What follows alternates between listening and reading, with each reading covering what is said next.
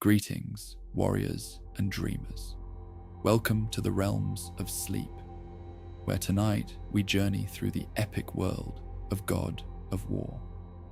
I am your guide through the 9 realms, where ancient gods whisper their secrets and mythic landscapes unfold before us. From the frost-covered mountains of Midgard to the golden halls of Asgard, these tales of gods and giants will carry you into peaceful slumber.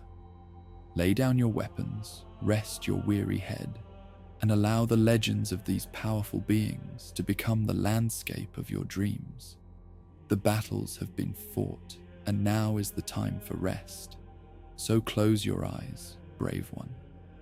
Let the fire of the hearth warm you as we begin our journey through realms both wondrous and dangerous. The stabilization of Midgard's boundaries had progressed well in the weeks following their journey along the reflective riverway. Kratos and Atreus had assisted Freya with several rituals, each one strengthening the fabric between realms, each one teaching them more about the complex connections that bound the 9 worlds together. The vial of tears they had gathered from the light bloom glade had proven more potent than initially hoped, its essence sufficient to reinforce multiple weakened points. Yet, as winter deepened its hold on Midgard, as Fimbulwinter continued its relentless progression, Freya had suggested they return briefly to Alfheim. The light grows stronger there during this cycle, she had explained. We may gather additional essence to fortify our remaining rituals. And so they found themselves once again traveling between realms, the familiar rainbow luminescence of the Bifrost surrounding them as they made the transition from Midgard's deepening snow to Alfheim's perpetual twilight radiance. They emerged on a high plateau overlooking the Lake of Light. The landscape spread before them in breathtaking panorama. The lake shimmered with internal radiance, its surface occasionally disturbed by gentle ripples that sent patterns of light dancing across the water. The elven temple at its center stood in serene majesty, its spires reaching toward a sky where stars glowed with unusual brightness. The alignment approaches, Mimir observed from his position at Kratos' belt. Once every 7 cycles, the light of Alfheim intensifies as celestial bodies align. It's why Freya suggested this particular timing. The essence we seek will be at its most potent. True surveyed the landscape with evident appreciation. It looks different from last time, he noted. Everything seems brighter somehow, more alive. He was right, Kratos realized. The ambient luminescence that characterized Alfheim had indeed intensified since their previous visit. The trees lining the plateau's edge glowed more vibrantly, their bark emitting a soft, pearlescent light. Flowers they had not observed before bloomed along the path leading down from the realm gate, their petals opening and closing in rhythmic patterns. The realm itself responds to the approaching alignment, Mimir explained. Plants bloom that remain dormant during ordinary cycles. Creatures emerge that spend most of their existence in hidden places. Even the elves themselves observe special practices during this period, rituals and celebrations not seen at other times. Kratos adjusted the weight of the Leviathan axe across his back. Our purpose remains clear, he reminded them. Gather the light essence and return to Midgard. Indeed, Mimir agreed, though I suspect our path may prove more interesting than anticipated. The gathering of essence during alignment typically involves certain ceremonial aspects. The elves don't simply harvest the light, they honor it, commune with it, celebrate its intensification. They began their descent from the plateau, following a winding path that led down toward the shores of the Great Lake. Unlike the direct route they had taken on previous visits, this trail meandered through groves of luminous trees, and along ridges that offered spectacular views of the surrounding countryside. As they walked, Atreus occasionally removed Rivensil's gift, the river stone from the Lejosel from his pouch, studying its shifting internal patterns. The stone had maintained its connection to the mysterious river, occasionally showing brief reflections that echoed its origin. Now, in Alfheim once more, its glow had intensified, responding to proximity to its native realm. "It remembers," the boy observed, watching swirls of light dance within the stone's depths, "like it knows we've come back to its home."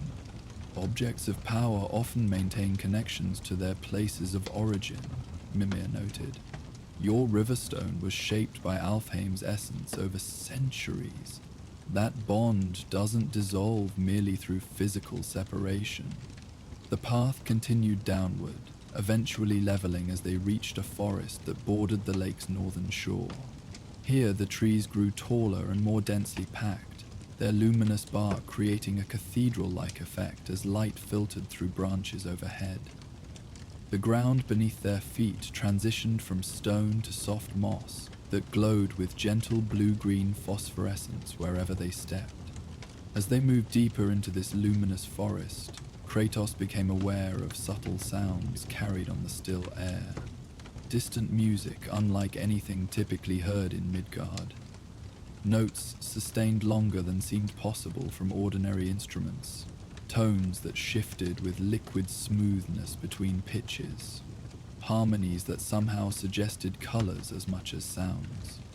Elven music, Mimir identified, and not their everyday varieties, but ceremonial compositions played only during significant observances.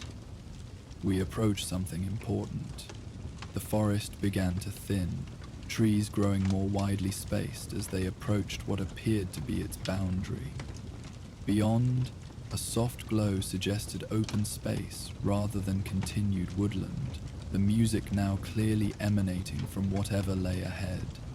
As they reached the forest's edge, they paused at the threshold of a sight that drew an involuntary breath of wonder even from Kratos. Before them stretched a vast clearing ringed by forests on 3 sides, the fourth opening to the shore of the Lake of Light in the far distance. But what commanded immediate attention were the formations that dominated the clearing's center. Towering spires of crystal that rose from the ground like frozen fountains of light, their surfaces faceted in complex geometric patterns that caught and refracted every ray of Alfheim's ambient luminescence. These crystal spires varied in height and girth, some relatively slender and reaching perhaps 30 feet toward the sky, others massive as ancient trees and extending upward over 100 feet. They were arranged not randomly but in deliberate configurations that suggested purpose beyond mere aesthetic appeal. Concentric circles, spiraling paths, patterns that might have represented constellations or runic symbols when viewed from above. Within and around these crystal formations moved elven figures, hundreds of them, engaged in what was clearly a significant gathering. They wore garments that seemed woven from light itself, flowing robes and delicate accessories that shifted color with movement and captured illumination from the surrounding crystals. Most remarkable was how the elves interacted with the crystal spires themselves.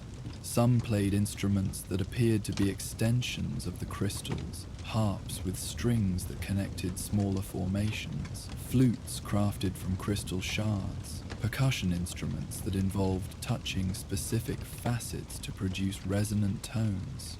Others danced in patterns that carried them between and around the spires, their movements leaving brief trails of light in the air behind them. "The festival of crystal harmonies," Mimir breathed. "I've heard tales but never witnessed it personally. Once every 7 cycles, when the light of Alfheim intensifies during celestial alignment, the crystal spires become conduits for concentrated essence.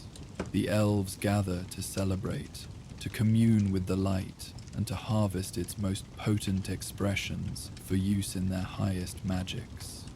Atreus stared at the spectacle, utterly captivated. "It's amazing," he whispered, "like nothing I've ever seen." "Indeed," Mimir agreed. "Consider ourselves fortunate. Few outsiders have witnessed this festival throughout the long history of the realms." As they watched from the forest's edge, debating how to proceed, their decision was made for them.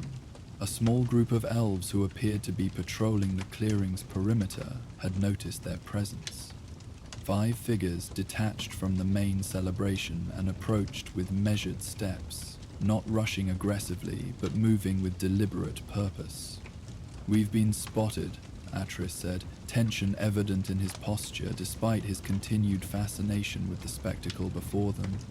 "Remain calm," Kratos instructed, making no move toward his weapons despite his instinctual readiness. "We seek no conflict." The approaching elves came into clearer view as they neared the forest boundary. They wore ceremonial attire like the others, though theirs incorporated subtle elements that suggested guardianship roles. Sashes of deeper blue across luminous robes, circlets adorned with crystal fragments. None carried visible weapons, but Kratos knew from experience that elven magic could manifest offensive capabilities without physical armaments.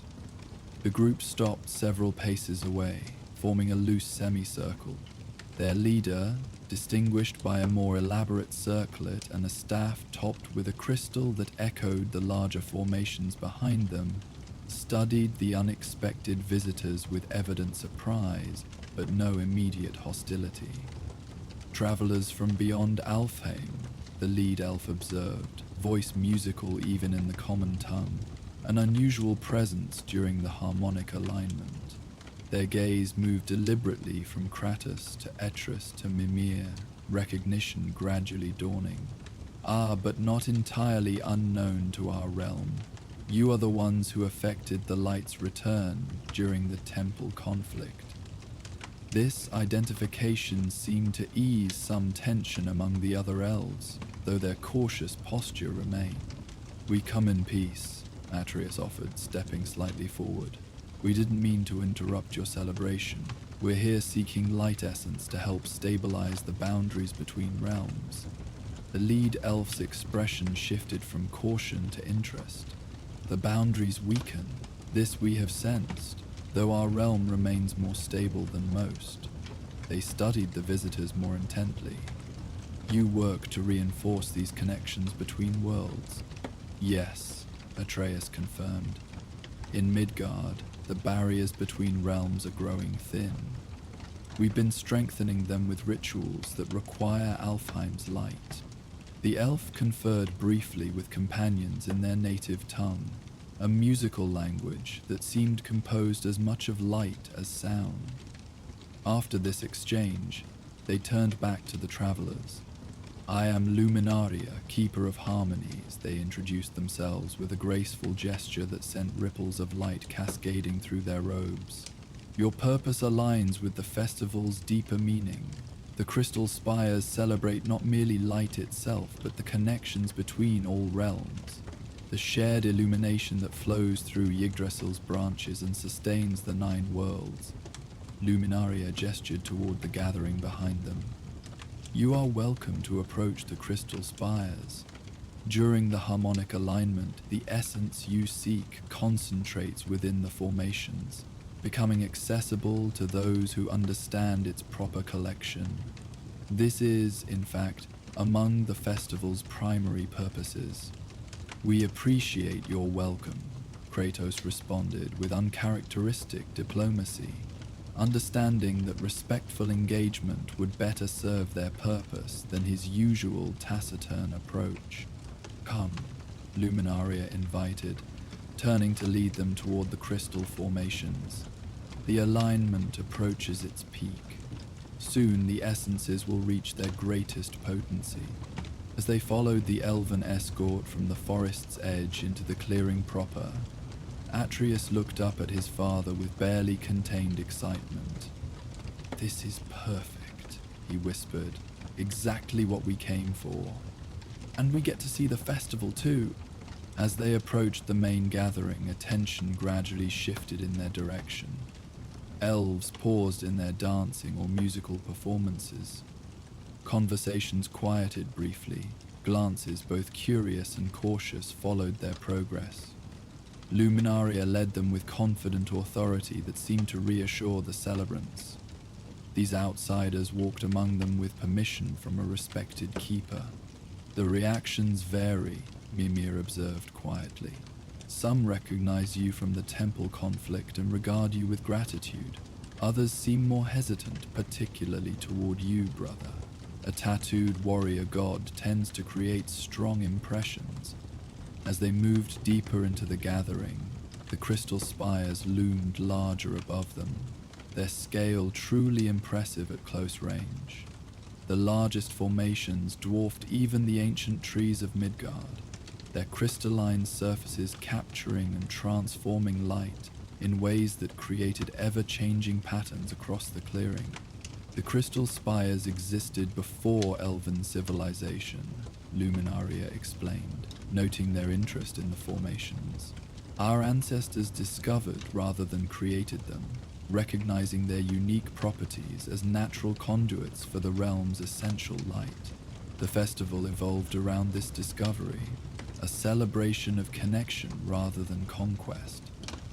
They approached a central area where the largest crystal rose from a slightly elevated platform of white stone.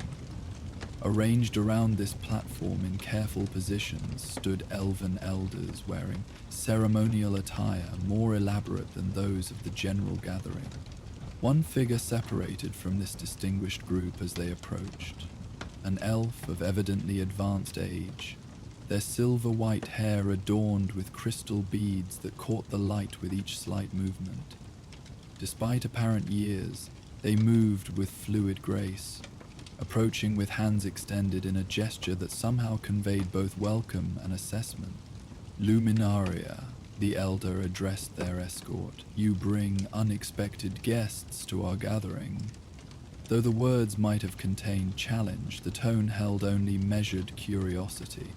"Elder Crystallis," Luminaria responded with respectful deference. "These travelers seek light essence to stabilize weakening boundaries between realms. Their arrival during harmonic alignment seems significant enough to warrant your attention." The elder Crystallis studied them with eyes that contained more light than seemed natural, as if their long exposure to Alfheim's essence had transformed them internally. After a moment's consideration, they nodded slowly. "The boundaries thin indeed," they confirmed. "We have felt the strain upon Yggdrasil's branches, the unnatural pressures that distort connections between worlds." Their gaze settled on Idris with particular interest.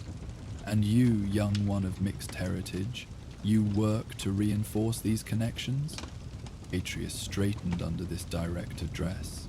"Yes, elder. With my father and our friend Freya of the Vanir, we perform rituals to strengthen Midgard's boundaries where they've grown weak."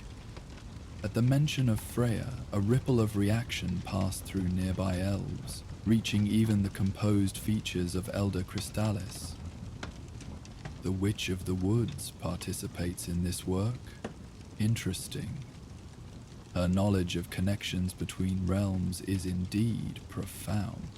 The elder seemed to come to a decision, gesturing toward the central crystal spire. "Your timing serves both our purposes. The harmonic alignment approaches its zenith when the crystal spires draw the realm's light to its greatest concentration.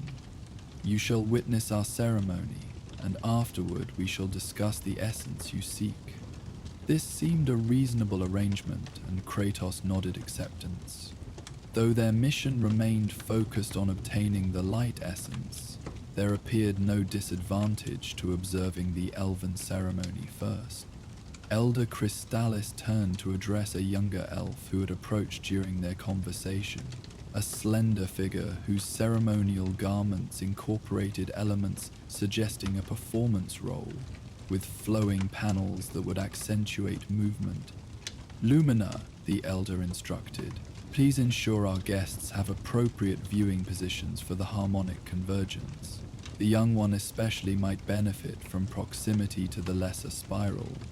The performer Lumina bowed acknowledgement, then turned to Atreus with a friendly expression. "Come," they invited, gesturing toward a section of the gathering where smaller crystal formations created a spiral pattern. "From there you'll see everything, and the resonance is particularly clear." Atreus looked to his father for permission, his expression making clear his desire to accept the invitation. After a moment's assessment, Kratos gave a slight nod of approval. "I'll show your son the best positions," Lumina assured him. "The lesser spiral is where younger elves often experience their first harmonic alignment. It's perfectly safe, and the perspective is uniquely suited to newcomers." As Atreus followed his new guide with barely contained enthusiasm, Elder Crystallis gestured for Kratos and Mimir to accompany them toward the central platform. "You may observe from the circle of witnesses," they explained. "It offers the most comprehensive view of the ceremony, while remaining outside the pathways used by participants." The elder led them to a ring of white stone inlaid with crystalline patterns that surrounded the central platform at a respectful distance.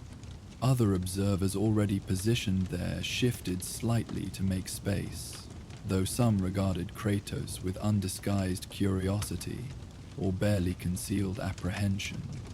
"Your presence causes some discomfort," Elder Crystallis acknowledged quietly. "A god of war at a festival of harmony presents certain contradictions, yet the light welcomes all who approach with genuine purpose.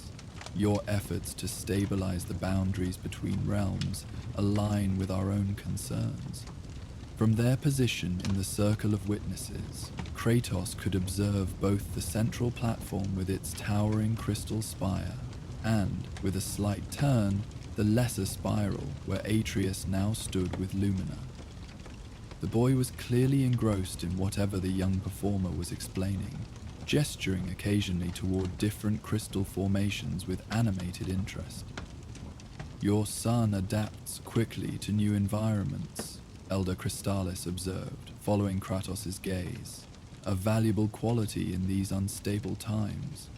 "As his mother's openness, Kratos responded, the rare personal reference emerging without conscious intention. "Something about this place.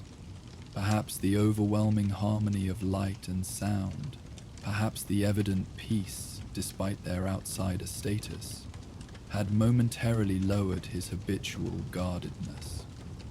As true dusk arrived in Alfheim, not darkness but a deeper shade of twilight, the elven ceremony began in earnest. The ambient music that had provided constant background suddenly shifted, individual performances coalescing into a more structured composition. Light patterns within the crystal spires intensified, pulses of radiance moving visibly through the formations like heartbeats in transparent bodies.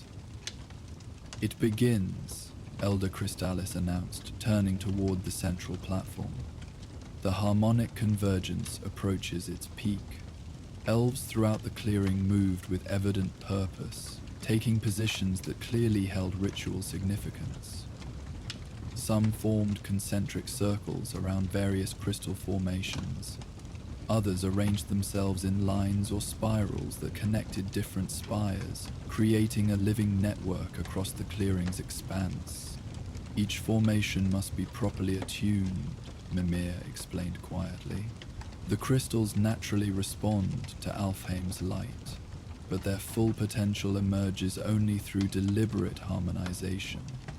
Patterns of sound, movement, and focused intention that amplify their receptive properties." As if confirming this explanation, Elves positioned near each crystal formation began producing coordinated sounds, voices raised in specific tonal patterns, instruments played in careful sequence, even rhythmic movements that created subtle percussion through contact with smaller crystal shards. From the lesser spiral, Atreus watched with rapt attention as Lumina explained aspects of the ceremony, occasionally demonstrating simple movements or gestures that the boy attempted to mimic. Even from a distance, Kratos could see his son's natural aptitude for such instruction, the same quick learning that had served him well in mastering bow techniques or runic languages, now applied to elven ceremonial forms. The music continued to build in complexity and volume, individual components merging into a composition that somehow remained harmonious despite its intricate layers. Light within the crystal spires responded to these sounds, pulses of radiance accelerating and intensifying, colors shifting through spectrums, visible and perhaps beyond. As if in response, the sky above the clearing began to change. The ambient luminescence that characterized Alfheim at all times concentrated visibly, forming patterns that resembled auroras yet moved with more deliberate purpose. These curtains of light shifted and flowed, eventually centering directly above the clearing, creating what appeared to be a vast luminous vortex, centered on the tallest crystal spire. Now, Elder Crystallis intoned, the convergence. A lone figure ascended the central platform, an elf whose ceremonial garments surpassed all others in elaboration and luminous quality. Their robes appeared woven from light itself, panels and layers shifting with each movement to create cascades of radiance. The harmonic conduit, Mimir identified reverently, selected for their unique resonance with Alfheim's light. They serve as the focal point for the entire ceremony, the living connection between elven consciousness and the realm's essential nature. The harmonic conduit raised their arms in a gesture that somehow encompassed the entire gathering. As their hands extended upward, the music reached a momentary crescendo, then subsided into a sustained chord that seemed to hang in the air like visible mist. In this relative quiet, the conduit began to sing, a single, pure note that gradually evolved into a melody of extraordinary complexity. No words accompanied this vocalization, only tones that shifted and flowed like the light itself. Yet somehow, meaning emerged from pure sound, conveying concepts beyond language: connection, harmony, renewal, cyclic return, eternal flow. The crystal spires responded dramatically to this singing, their internal light synchronizing with the melodic patterns, pulsing in visual rhythm that matched the conduit's voice perfectly. The effect spread from the central formation outward, each spire joining the harmonized display until the entire clearing throbbed with coordinated light and sound.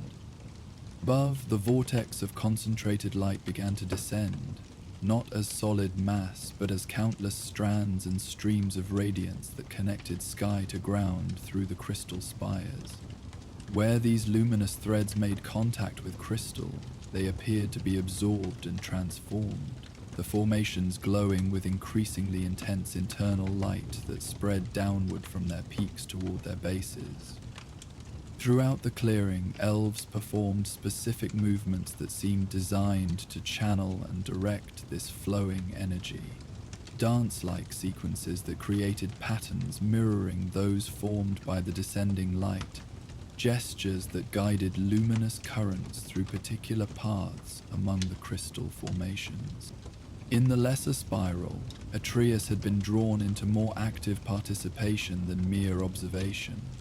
Lumina guided him through simple movements that complemented those of the elves around them, helping him find positioning that allowed him to become part of the living pattern. while respecting his outsider status. Even from the circle of witnesses, meant for observation rather than participation, Kratos could feel the ceremony's effect. The coordinated light and sound created something beyond mere spectacle, a palpable field of energy that seemed to resonate with living beings on levels deeper than ordinary perception.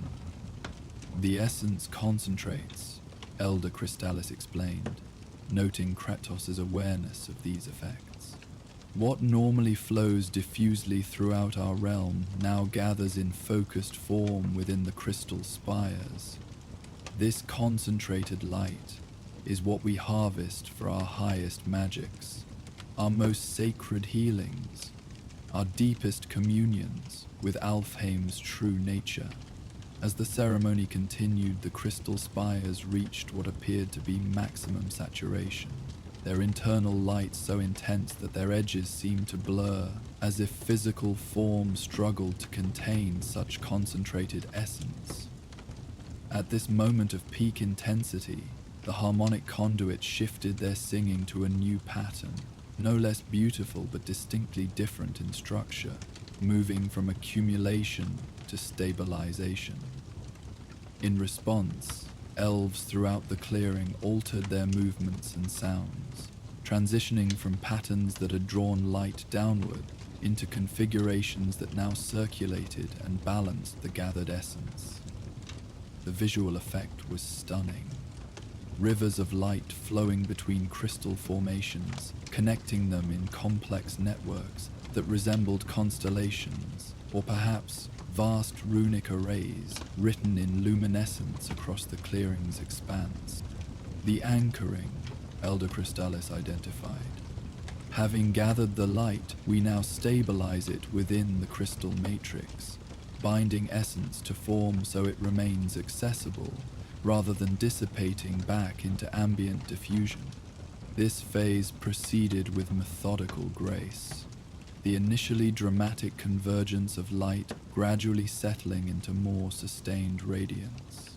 The crystal spires continued to glow with extraordinary brilliance, but the quality shifted from dynamic pulsing to steady illumination, suggesting successful containment of the gathered essence. As the ceremony moved toward completion, the harmonic conduit brought their extraordinary vocalization to a gentle conclusion, not an abrupt ending, but a gradual diminishment like light fading at day's end. Throughout the clearing, other musical elements followed this lead, reduced in complexity and volume until only the subtlest harmonies remained. "It is accomplished," Elder Crystallis announced with quiet satisfaction. "The harmonic convergence is complete.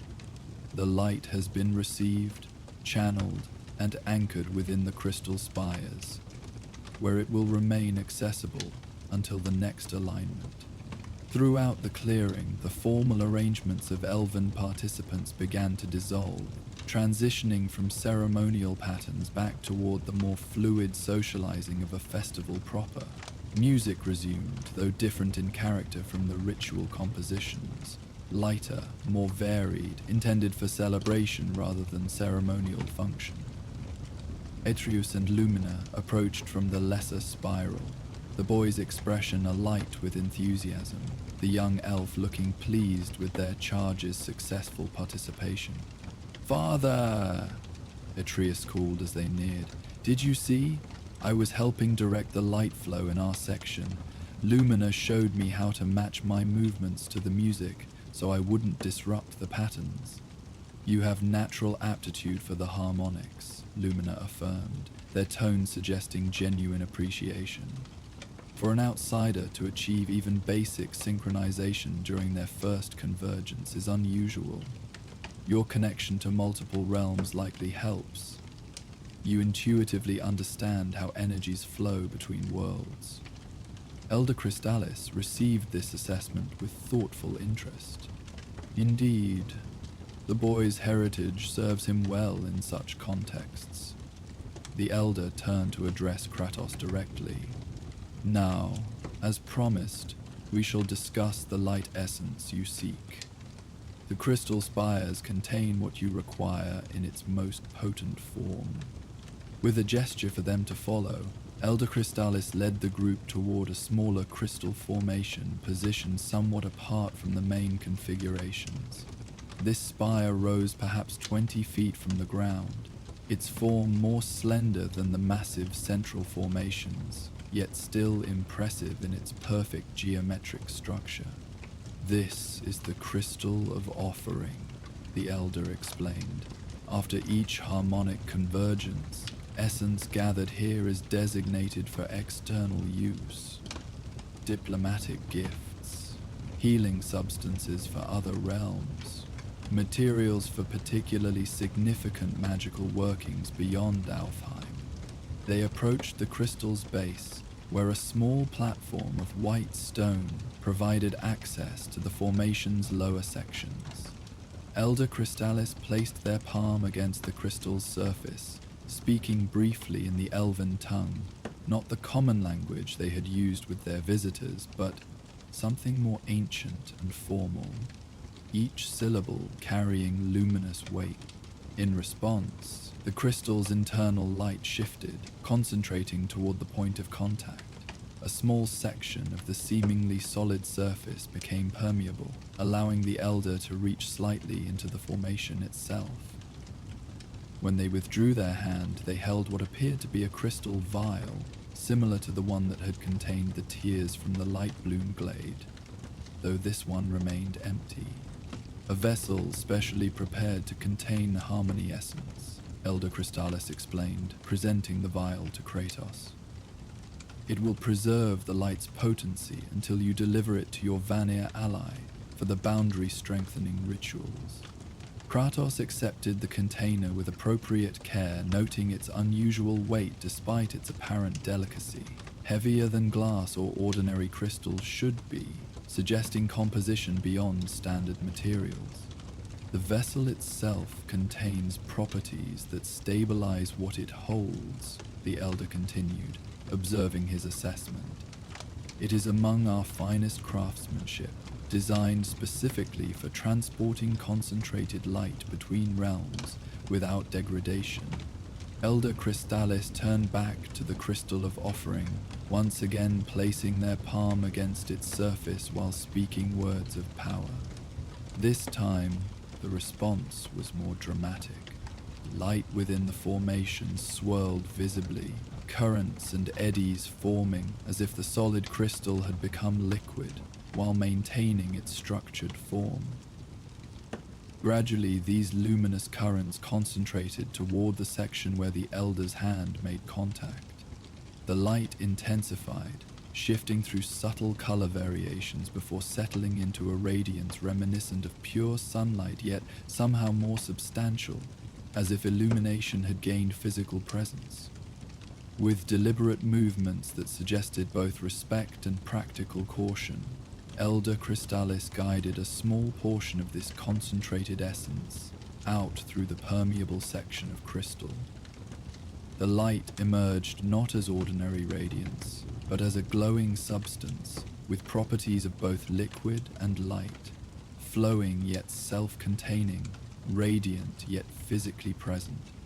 Harmony essence, the Elder identified as they carefully directed this luminous substance into the crystal vial Kratos held. The distilled light of Alfheim at its most potent, gathered during perfect alignment and harmonized through our sacred ceremony. The essence flowed with hypnotic beauty, neither rushing nor resistant, but moving with deliberate grace into the container. As it filled the vial, its radiance remained undiminished, glowing with intensity that suggested concentrated power rather than mere illumination. When the vessel was approximately 3/4 full, Elder Crystallis gestured to indicate the transfer was complete. This quantity should prove sufficient for multiple boundary-strengthening rituals, they explained, as Kratos carefully sealed the vial with its crystalline stopper. Its potency exceeds that of essence, gathered under ordinary conditions by several magnitudes. Even the tears from the light-bloom glade, while pure in their own way, lack the harmonic structuring this ceremony provides. With their primary purpose fulfilled, obtaining essence for the boundary-strengthening rituals, Kratos expected the interaction to conclude, yet Elder Crystallis surprised him with an unexpected invitation. The harmonic convergence represents only the ceremonial portion of our gathering, the Elder explained. The festival itself continues through the night cycle. You are welcome to remain and participate if you wish. Mimir's single eye widened at this invitation. Most generous, Elder Crystallis. The Festival of Crystal Spires is legendary, even among those who have never witnessed it. Kratos' immediate instinct was to decline. Their mission was complete, the essence secured, their return to Midgard logically the next step. Yet before he could voice this practical assessment, he caught sight of Atreides' expression, hopeful but restrained, clearly desiring to accept the invitation while anticipating his father's likely refusal. We will remain, he decided finally, until the next cycle begins. The joy that bloomed on Atreus' face confirmed he had made the right choice, though such emotional calculations rarely factored explicitly into Kratos' decisions. Lumina appeared equally pleased, while Elder Crystallis received the acceptance with dignified satisfaction. Excellent, the Elder pronounced. I shall leave you in Lumina's capable guidance. When Elder Crystallis had departed, Lumina enthusiastically offered options for their festival experience.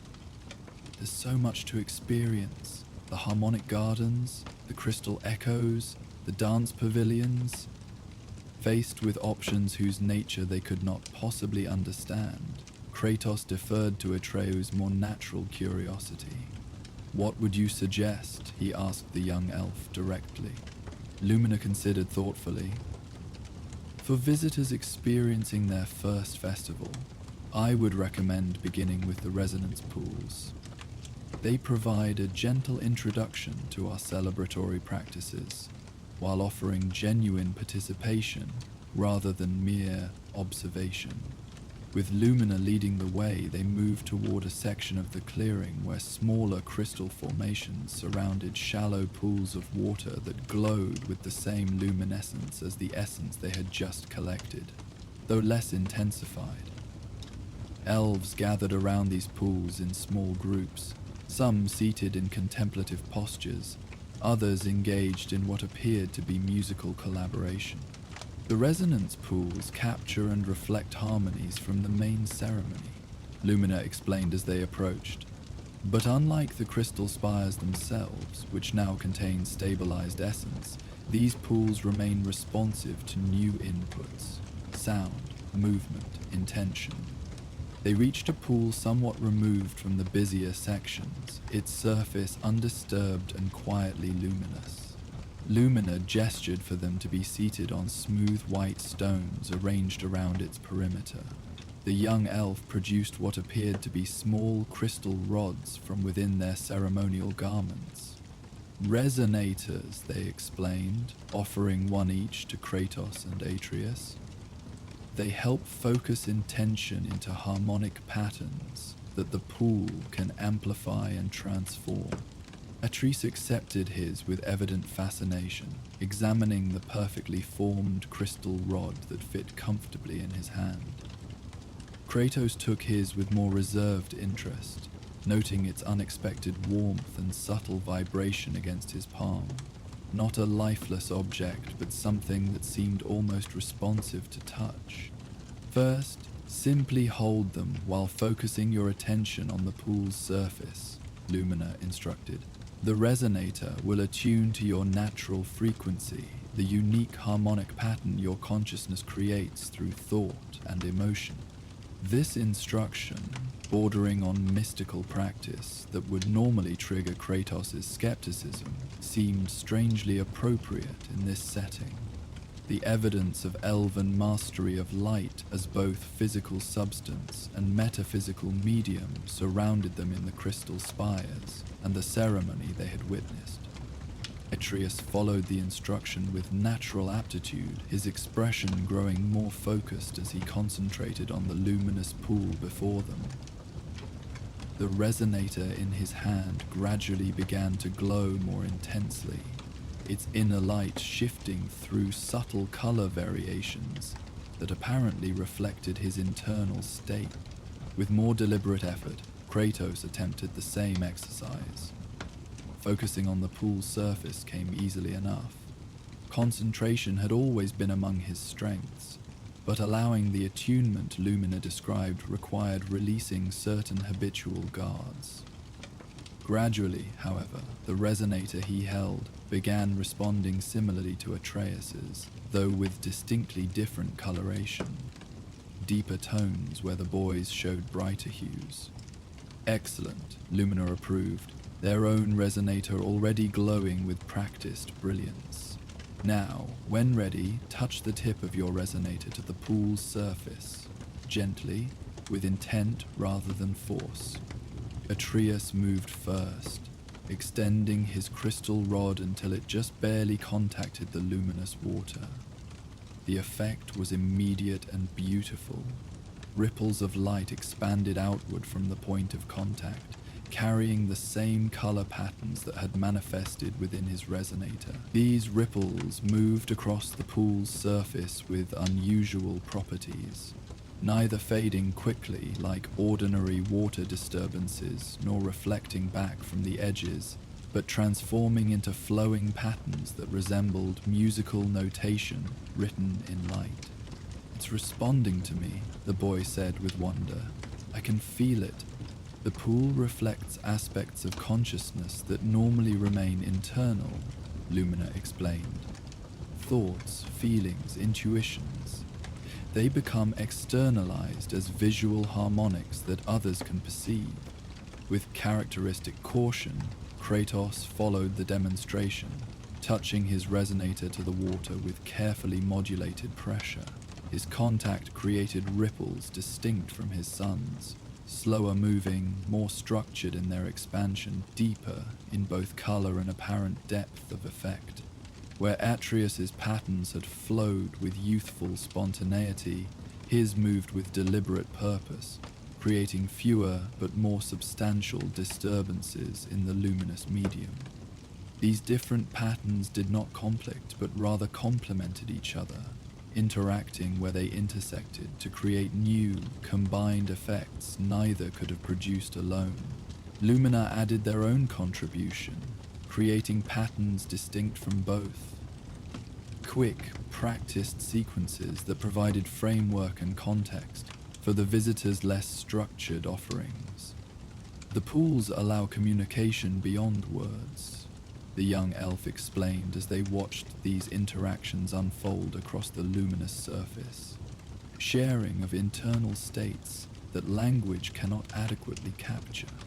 Indeed, Kratos could perceive aspects of Atreus' consciousness made visible that he recognized intuitively, but could never have articulated. The boy's natural curiosity rendered as expanding spirals of light, his compassion as warm, encompassing waves, his occasional uncertainty as momentary disruptions, quickly reintegrated into larger patterns. More surprising was the realization that Atreus could likewise perceive aspects of his father's internal landscape normally hidden behind taciturn expression and minimal speech. The boy watched the patterns flowing from Kratos' resonator with fascination that gradually transformed into deeper understanding. "I can see you," Atreus said quietly, not looking directly at his father, but continuing to observe the interacting patterns on the pool's surface. "Not just what you show, but..." He struggled to find appropriate words for the experience. "More of you."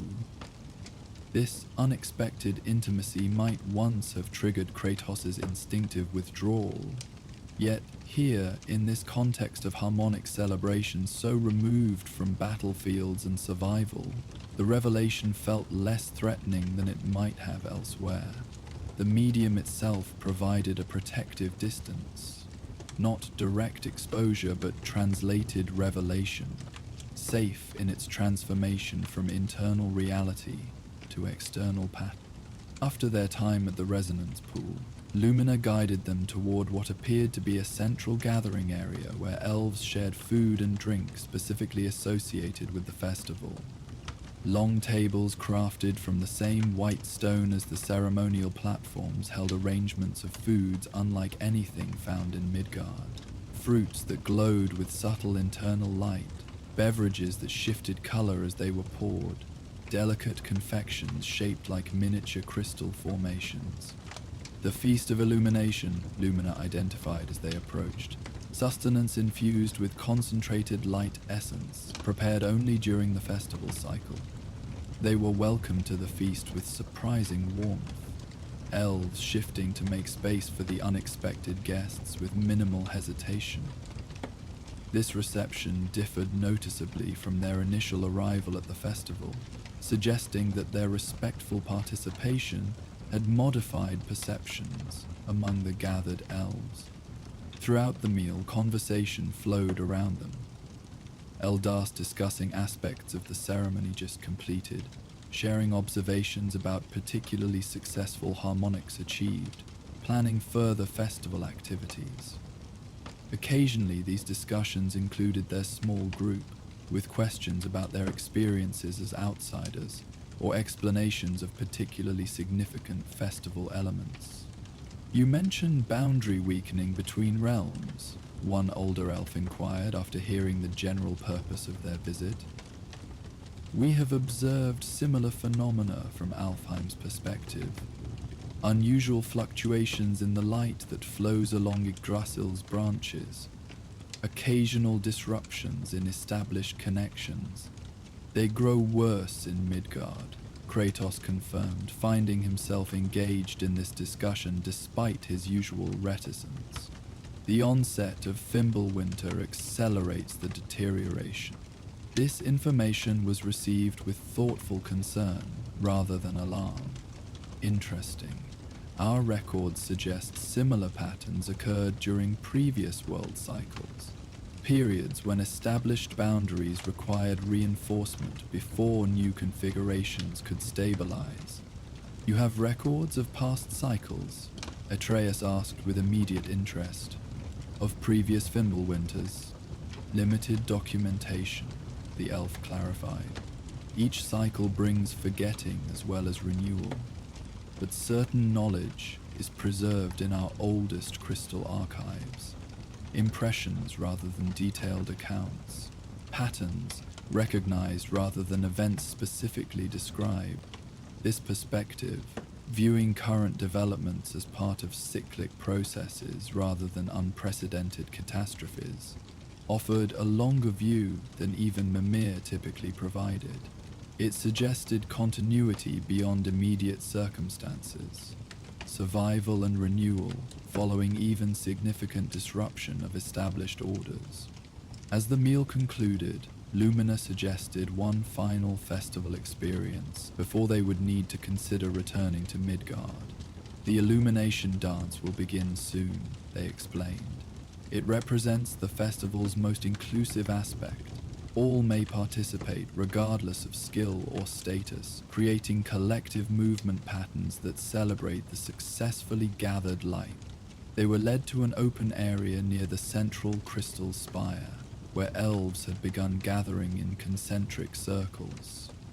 Unlike the precisely positioned arrangements of the formal ceremony, these groupings appeared fluid and informal, with participants joining wherever space presented itself. Musicians positioned at cardinal points around this gathering provided rhythmic foundations, instruments crafted from crystal fragments, producing sounds that seemed to physically move through the air rather than merely traveling through it.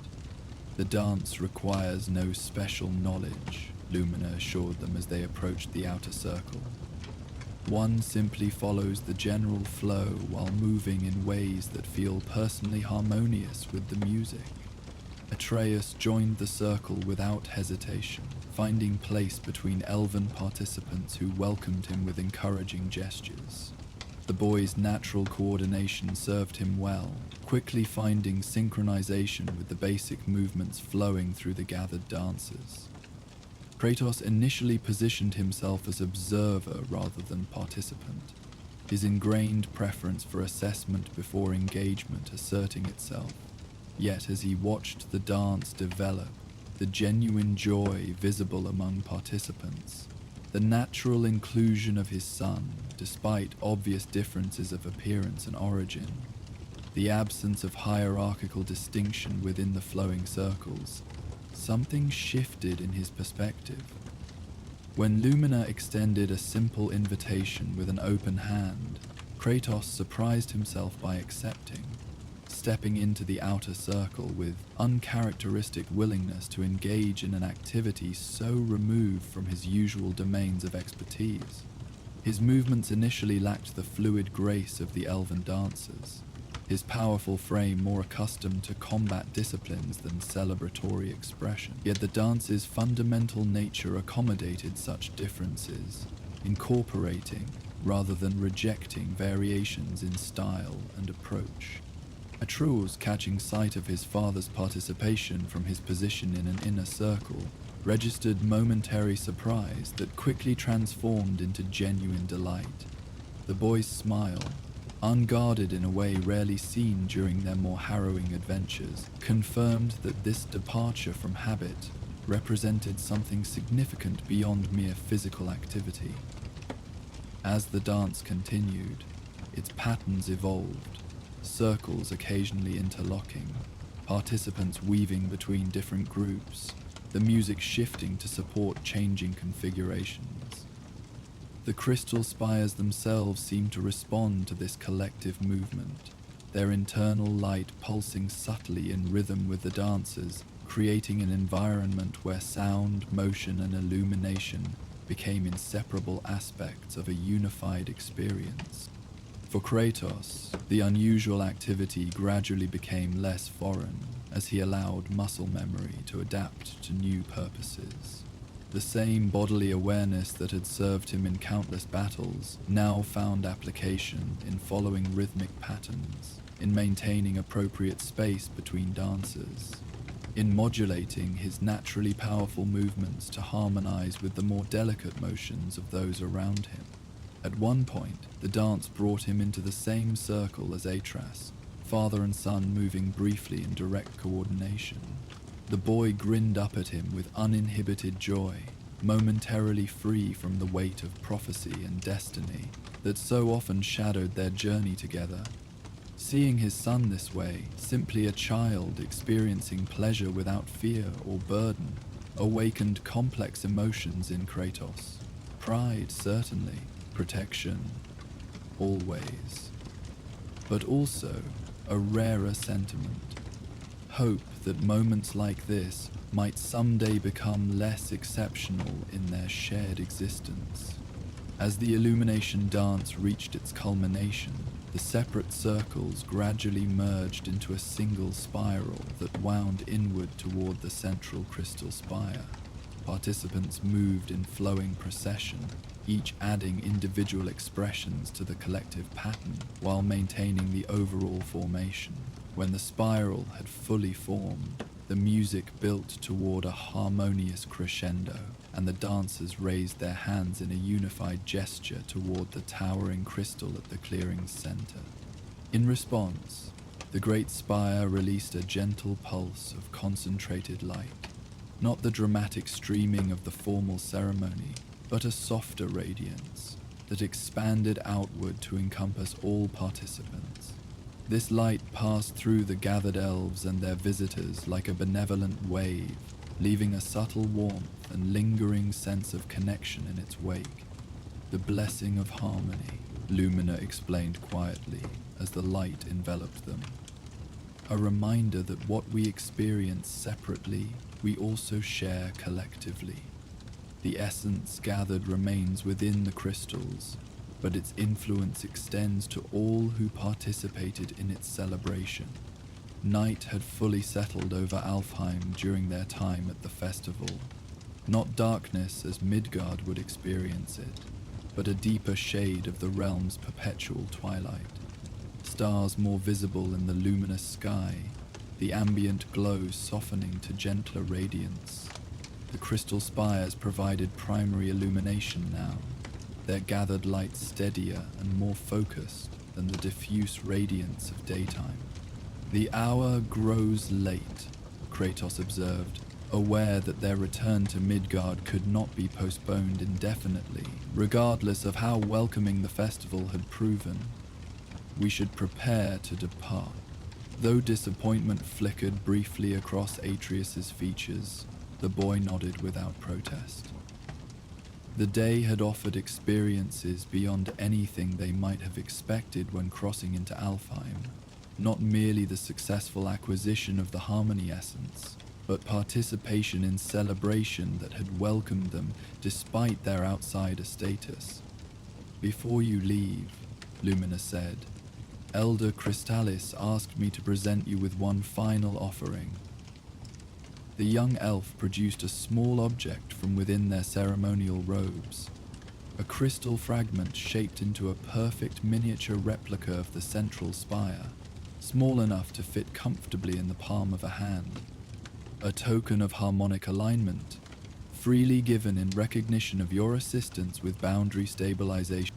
Atreus accepted the gift with appropriate reverence, examining the crystal miniature with fascination.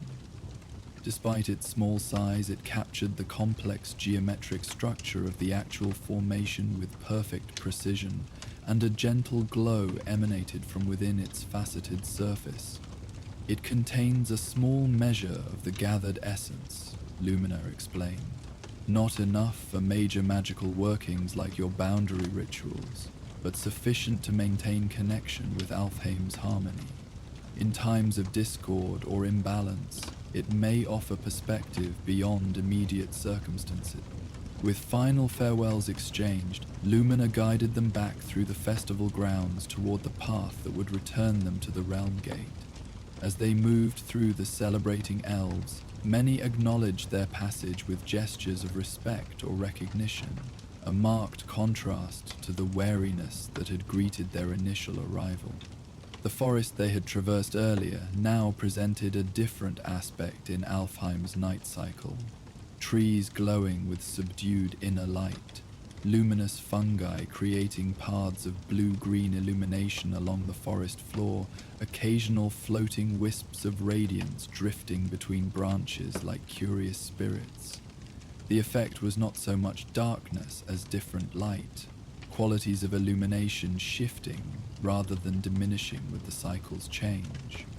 "I hope you'll return for another festival," Lumina said as they reached the forest's edge, where their paths would diverge. "Perhaps the solstice of reflections, when the lake of light mirrors Yggdrasil's branches in perfect detail." "I'd like that," Adrius replied sincerely, before glancing at his father with awareness of realistic limitations. "If our journey permits." "Indeed," Lumina acknowledged with understanding beyond their apparent youth. "Journeys follow their own necessities, but possibilities remain open nonetheless." And with final expressions of gratitude and farewell, they parted from their elven guide. The path upward to the plateau, where the Realm Gate awaited, stretched before them, rising gradually through terrain now familiar from their arrival journey, but transformed by night cycle illumination. As they climbed in comfortable silence, Atreus occasionally studied the crystal miniature gifted by Elder Crystallis, holding it so that its inner light caught different angles, creating small rainbow refractions against nearby surfaces. The riverstone from their journey along the Liosulfa remained in his pouch as well, two souvenirs of Alfheim's different aspects, flowing water and crystalline structure, both embodying the realm's fundamental nature in distinct forms. "I like this place," the boy said finally as they neared the plateau's crest. Not just because it's beautiful, but because everything feels connected.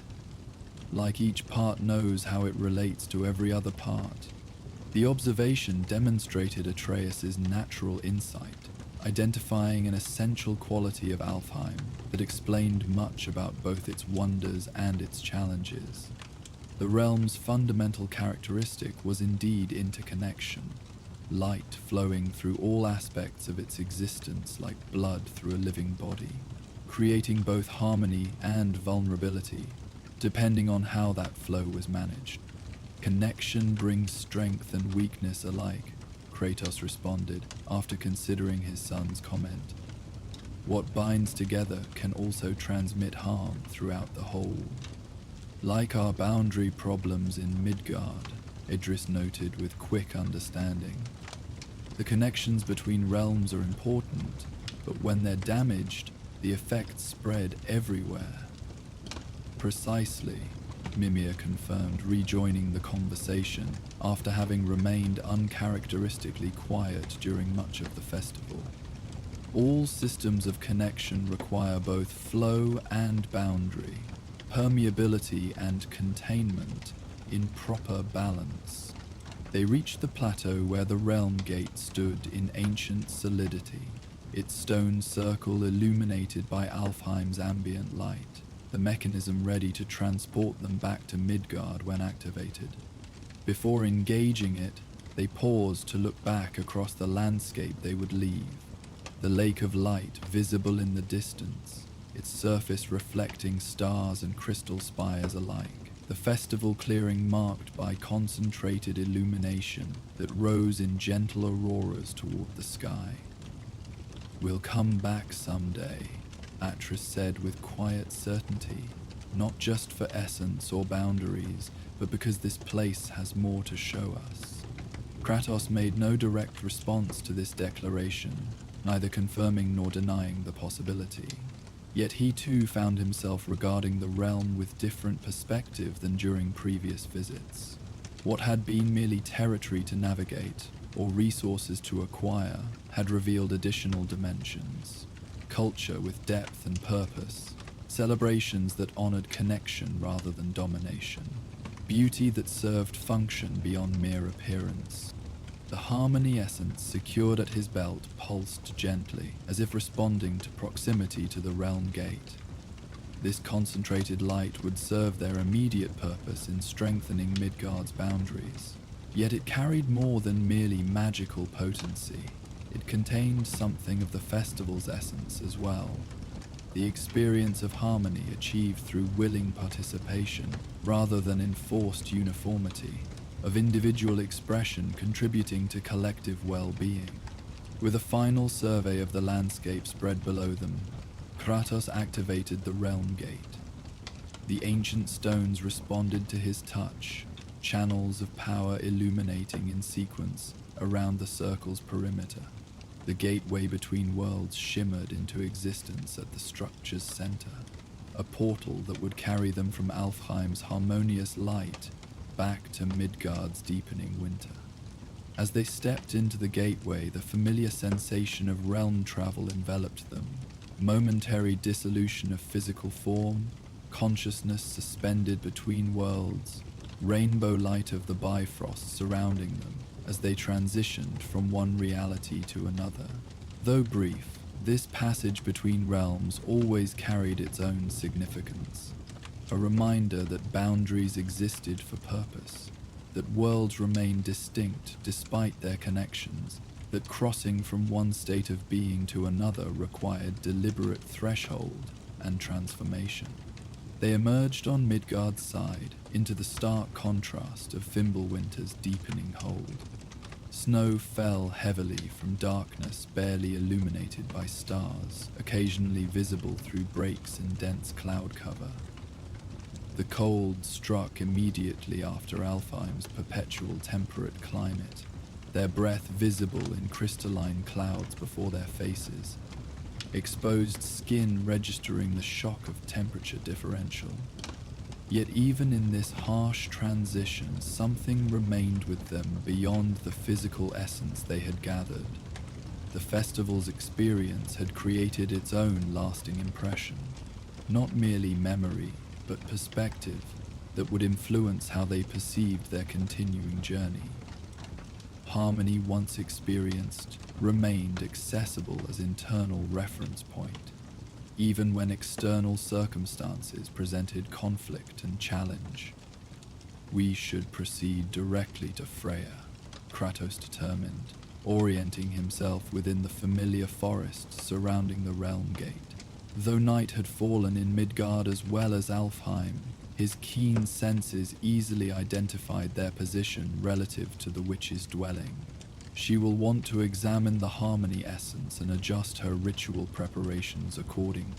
Despite the cold and darkness, Atreus moved with renewed energy, perhaps still carrying something of the festival's vitality within him.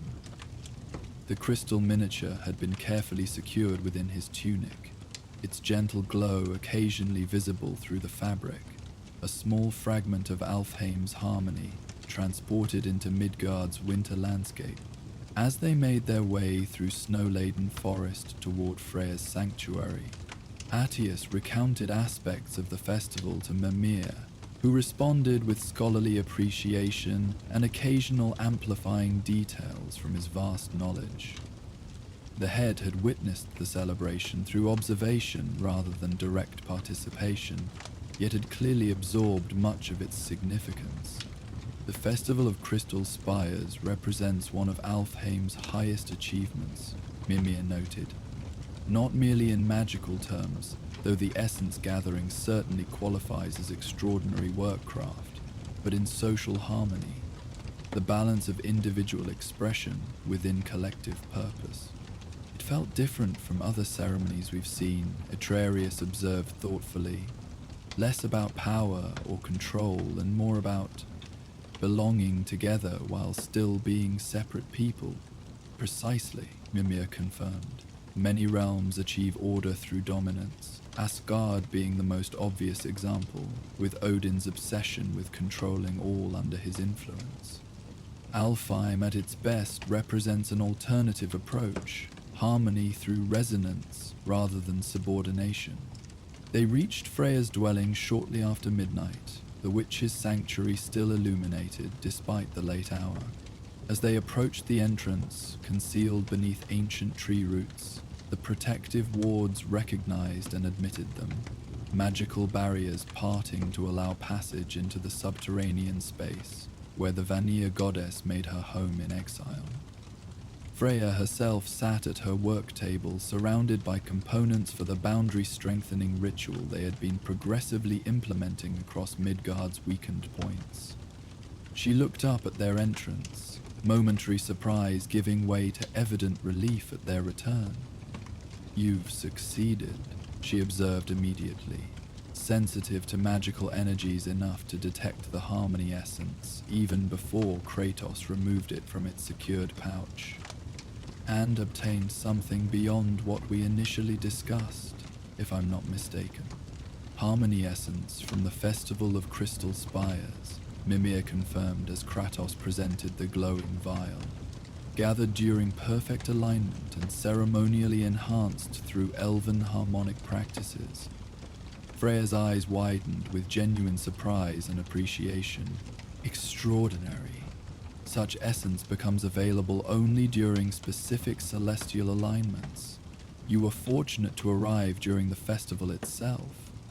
She accepted the crystal container with appropriate reverence, studying the luminous substance within with expert assessment. "This will prove significantly more potent than even the tears we have been using. Each application will strengthen larger sections of boundary with greater resilience. The elven elder suggested you would need to adjust your ritual approach accordingly," Kratos noted, relaying Elder Crystallis's guidance. "The essence functions differently from the tears." "Indeed," Freya confirmed, already examining the substance with practiced magical perception. "The tears embody reflective properties. memory, preservation, echo. This essence carries connective qualities, resonance, attunement, synchronized flow. The ritual framework must adapt accordingly. Her description matched Lumina's explanation almost exactly, suggesting fundamental understanding shared across magical traditions despite their distinct approaches and methodologies. Some principles transcended specific cultures or realms, representing deeper truths about how energies functioned throughout Yggdrasil's connected worlds. "Can we use it right away?" Atreus asked, his practical focus returning now that they had delivered their precious cargo. "For the next boundary weakness?" "To some preparation," Freya replied, already beginning to gather reference materials from her extensive collection. "I'll need to modify certain components, adjust runic configurations, perhaps create entirely new containment structures for the ritual space. But yes, essentially, we can proceed with renewed effectiveness." "You should rest while I make these adjustments," she advised, noting their travel-worn appearance despite the energizing effects of the festival. "The next ritual will require full attention and energy from all participants. We can proceed at dawn if my preparations are complete." "We shall return at dawn," Kratos agreed, preparing to depart for their own dwelling some distance through the forest. The journey would be manageable, despite darkness and snow, familiar territory they had traversed countless times in various conditions. As they took their leave of Freya's sanctuary, Atreus paused at the threshold, looking back at the witch already deeply engaged in adjusting her ritual preparations. "The festival was amazing," he said, seemingly needing to share this with someone who might understand its significance beyond practical outcomes. Not just for the essence, but for itself. Freya glanced up from her work, something softening briefly in her expression. "The crystal spires during harmonic alignment. Yes, I remember from long ago. Before constraints and complications. Before divisions hardened into enmity. A rare moment of unguarded reminiscence crossed her features, before professional focus reasserted itself. I am glad you experienced it. Some wonders should be witnessed regardless of practical purpose." This acknowledgement, that beauty and harmony held value beyond utilitarian function, seemed to satisfy something in Atreus. The boy nodded, then turned to follow his father back into the winter night, leaving Freya to her preparation. They made their way through snow-covered forest toward home, the familiar path altered by winter's deepening hold, yet navigable through long experience. The contrast between realms remained stark. Alfheim's harmonious illumination replaced by Midgard's harsh winter darkness.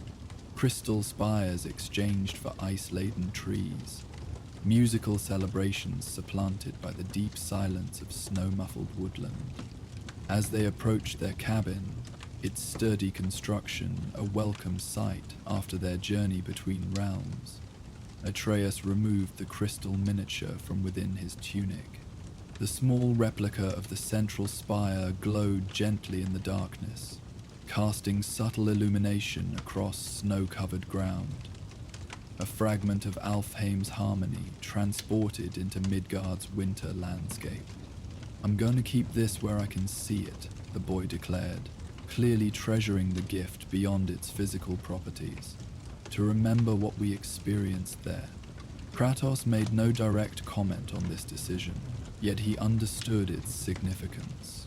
Throughout their difficult journey, Atreus had occasionally collected small tokens of meaningful encounters, objects that served as tangible connections to experiences that shaped his understanding of the world and his place within it. The crystal represented not merely souvenir but reminder of possibilities. Harmony achieved through mutual participation rather than enforced order. Beauty emerging from functional relationship rather than mere decoration. Their cabin welcomed them with familiar security, Not the ethereal wonder of Alfheim's crystal formations, but the practical solidity of well-built shelter against harsh elements. Atreus placed the crystal miniature on a small shelf near his sleeping area, positioning it so that its gentle glow illuminated his space, with subtle reminder of the festival's harmony. As they settled into brief rest before dawn would bring renewed efforts to stabilize Midgard's boundaries, Kratos found himself reflecting on unexpected dimensions of their journey to Alfheim. They had accomplished their primary objective, obtaining essence for Freya's rituals, yet had gained something beyond mere magical substance. The festival had offered glimpses of civilization organized around principles different from the power hierarchies and domination systems that characterized so many realms, including his original homeland. Harmony achieved through resonance rather than subjugation, connection that enhanced rather than diminished individual expression, celebration that served function beyond mere distraction or release. These concepts would not fundamentally alter their challenging path forward. Fimbulwinter continued its relentless progression. Prophecies remained to be confronted. Dangers still awaited at every turn, yet perhaps they offered perspective that might influence how that path was walked. Moments of potential balance amid necessary conflict. Recognition of connection, even when boundaries required defense.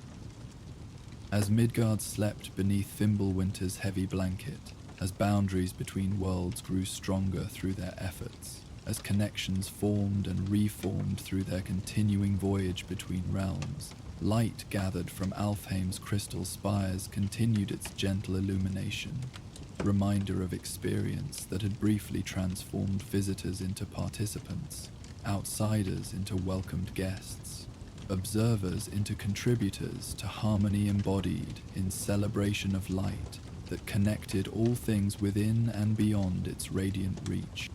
As Midgard slept beneath Fimbulwinter's heavy blanket, as boundaries between worlds grew stronger through their efforts, as connections formed and reformed through their continuing voyage between realms, light gathered from Alfheim's crystal spires continued its gentle illumination, reminder of experience that had briefly transformed visitors into participants, outsiders into welcomed guests, observers into contributors, to harmony embodied in celebration of light that connected all things within and beyond its radiant reach.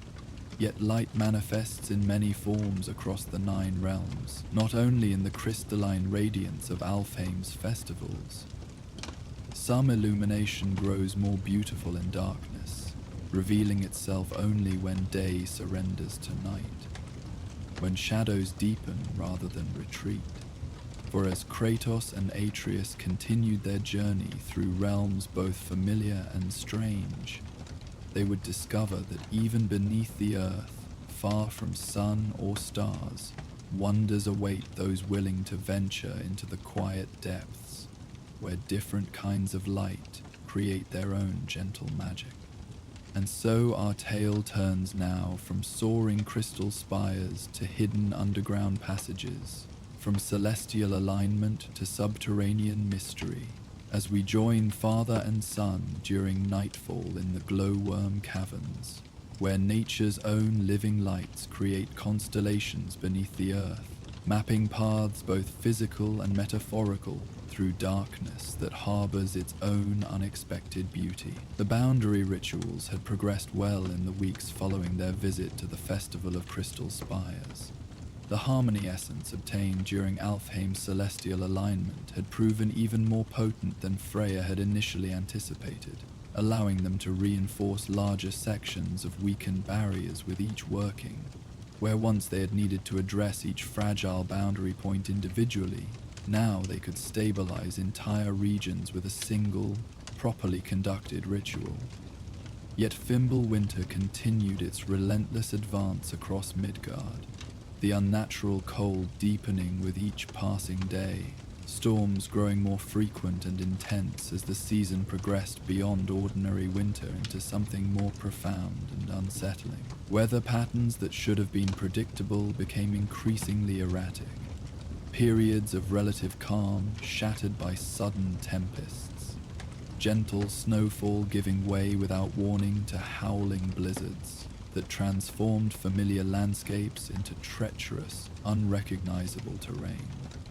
It was during their return from stabilizing a particularly troublesome boundary weakness near Midgard's eastern mountains that they first encountered signs of an approaching storm, unlike any they had yet experienced. Kratos noticed the change while they were still several hours' journey from their cabin. A subtle shift in air pressure, a too rapid darkening of clouds in the northern sky, wildlife moving with unusual purpose towards sheltered locations. These were indications a warrior learned to recognize through years of survival in hostile environments. Warnings written in nature's subtle language for those wise enough to read them. "We should seek shelter," he announced, surveying the troubled sky with practiced assessment. "This storm approaches too quickly to outpace." Atreus followed his father's gaze, noting the wall of blackening clouds advancing from the north. Even in the fading afternoon light, the boy could see that these were not ordinary storm clouds, but something more ominous. Masses of vapor so dense they appeared almost solid, shot through with occasional pulses of bluish light that suggested powerful electrical activity contained within their depths. "It looks angry," the boy observed, finding no better word to describe the approaching weather front. Though merely a natural phenomenon, the storm carried an impression of deliberate malevolence, as if the fabric between realms had thinned enough to allow aspects of Jotunheim's harsher climate to infiltrate Midgard's already burdened winter. Dangerous, certainly, Mimir agreed from his position at Kratos' belt. These convergent storms have been growing more frequent as Fimbulwinter deepens, weather patterns from multiple realms overlapping where boundaries weaken, creating tempests with characteristics drawn from several worlds simultaneously. Kratos scanned their surroundings with tactical efficiency, identifying potential shelter options. They stood in foothills that gradually rose toward the mountains they had recently departed.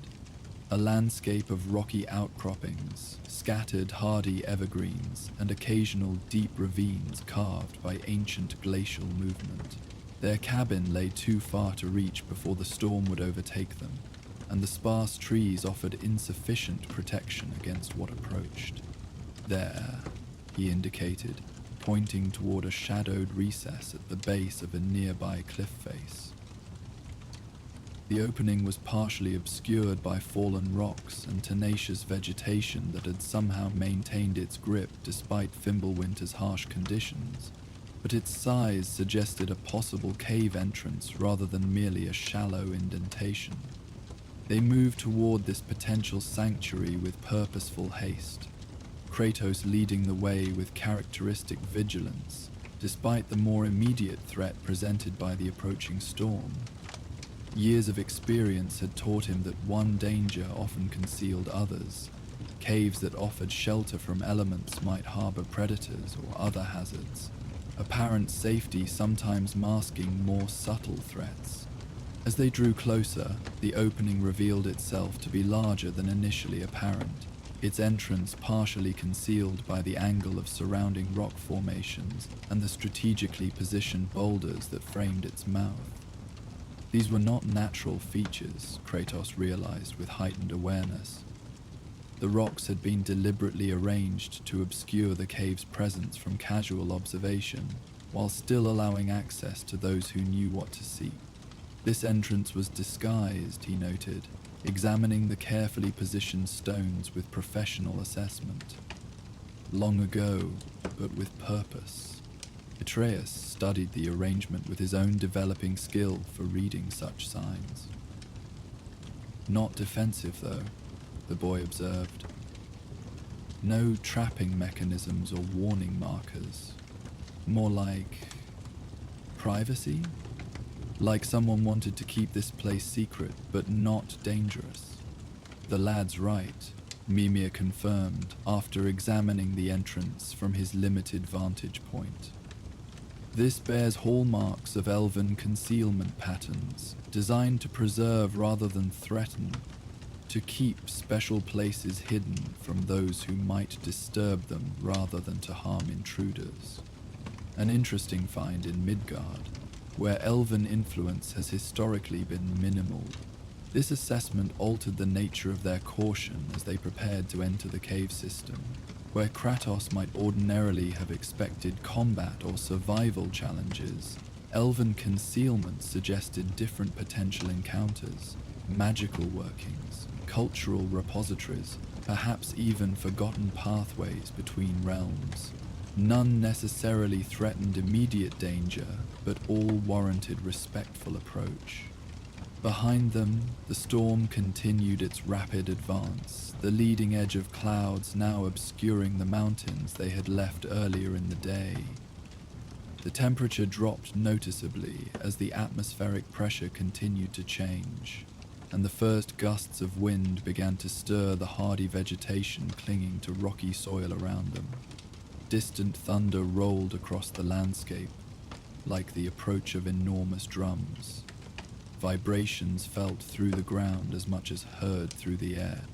We should proceed, Kratos decided, the approaching storm eliminating any practical alternative to exploring the hidden cave system. Remain alert, but we need not expect immediate threats. With practiced efficiency, he cleared additional debris from the entrance, creating an opening large enough for them to pass through comfortably.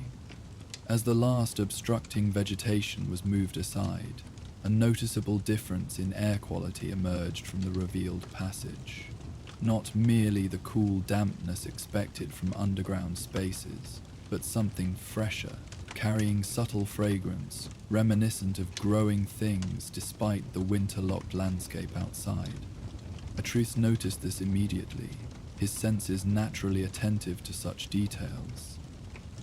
"It smells like springtime in there," he said with surprise, leaning forward to better catch the unexpected scent.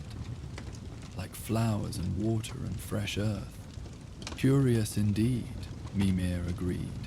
Cave systems commonly develop their own microclimate distinct from the world above, but such pronounced differentiation suggests something beyond ordinary subterranean conditions. Perhaps evidence of magical influence, preserving more temperate characteristics, despite external seasonal changes. Kratos produced a small torch from his traveling gear. Not his preference for illumination, given its impact on night vision, but a necessary compromise when entering unknown darkness. As he ignited it, the flame caught quickly, burning with unusual brightness and stability, as if the air within the cave entrance provided better sustenance for fire than the winter-thin atmosphere outside. With the torch held aloft, Kratos led their small party into the concealed passage, alert for any sign of threat despite Mimir's assessment of benign purpose behind the entrance's design. Years of survival had instilled habits not easily set aside, regardless of intellectual assessments of relative safety. The passage descended gently, its walls surprisingly smooth for a natural formation. Though not obviously artificial, the tunnel showed subtle signs of enhancement. Areas where rougher edges had been carefully rounded, sections where the ceiling height had been made more consistent, small channels carved along the floor to direct water flow away from the central path. These modifications had been performed with such respect for the cave's natural structure that they nearly disappeared into the overall composition, revealing themselves only to particularly attentive observation. "Someone lived here once," Atreus remarked, running his hand along one carefully smoothed wall section. "Or at least spent enough time to make it comfortable without changing its nature." "An apt assessment," Mimir agreed. "This bears hallmarks of elven stone singing. a practice of harmonizing with natural formations, rather than imposing entirely new structures upon them. The practitioner encourages the stone to express more fully what it already contains in potential, rather than forcing it into wholly different configuration. As they continued deeper into the passage, the torch's light revealed increasingly distinct signs of deliberate modification, subtle geometric patterns carved into occasional flat wall sections, small niches that might once have held personal items or offerings, places where the natural stone had been encouraged to form bench-like projections, suitable for resting. Yet all these changes maintain perfect harmony with the cave's inherent structure, expressing, rather than contradicting, its essential nature. The thunder of the approaching storm grew more muffled as they descended, distance and layers of stone gradually insulating them from the tempest now breaking over the landscape above. Yet despite their increasing depth below ground, the air remained fresh and pleasant, carrying none of the stale heaviness commonly associated with subterranean spaces. Something within this cave system maintained constant circulation, preventing the atmosphere from becoming trapped and stagnant. After several minutes of careful progress, the passage opened suddenly into a much larger chamber, a cavern of such unexpected scale and beauty that even Kratos paused momentarily in appreciation. Their single torch proved inadequate to illuminate the space completely, its light reaching only partially across what appeared to be a vast underground hall, with ceiling lost to shadows above and far walls beyond the flame's limited radius.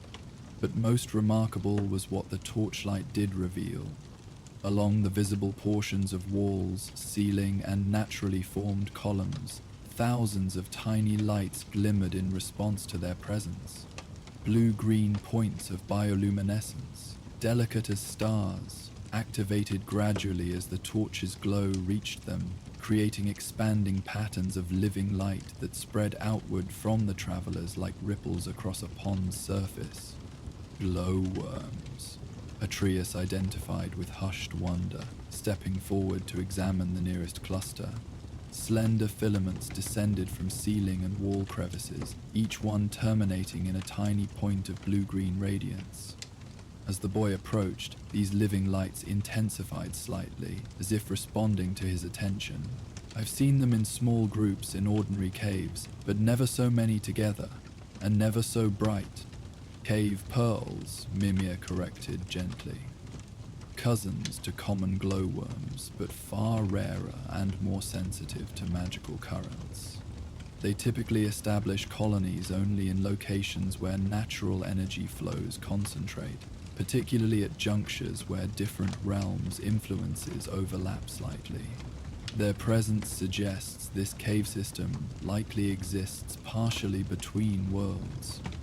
Not a true realm gate, but a place where boundaries naturally thin.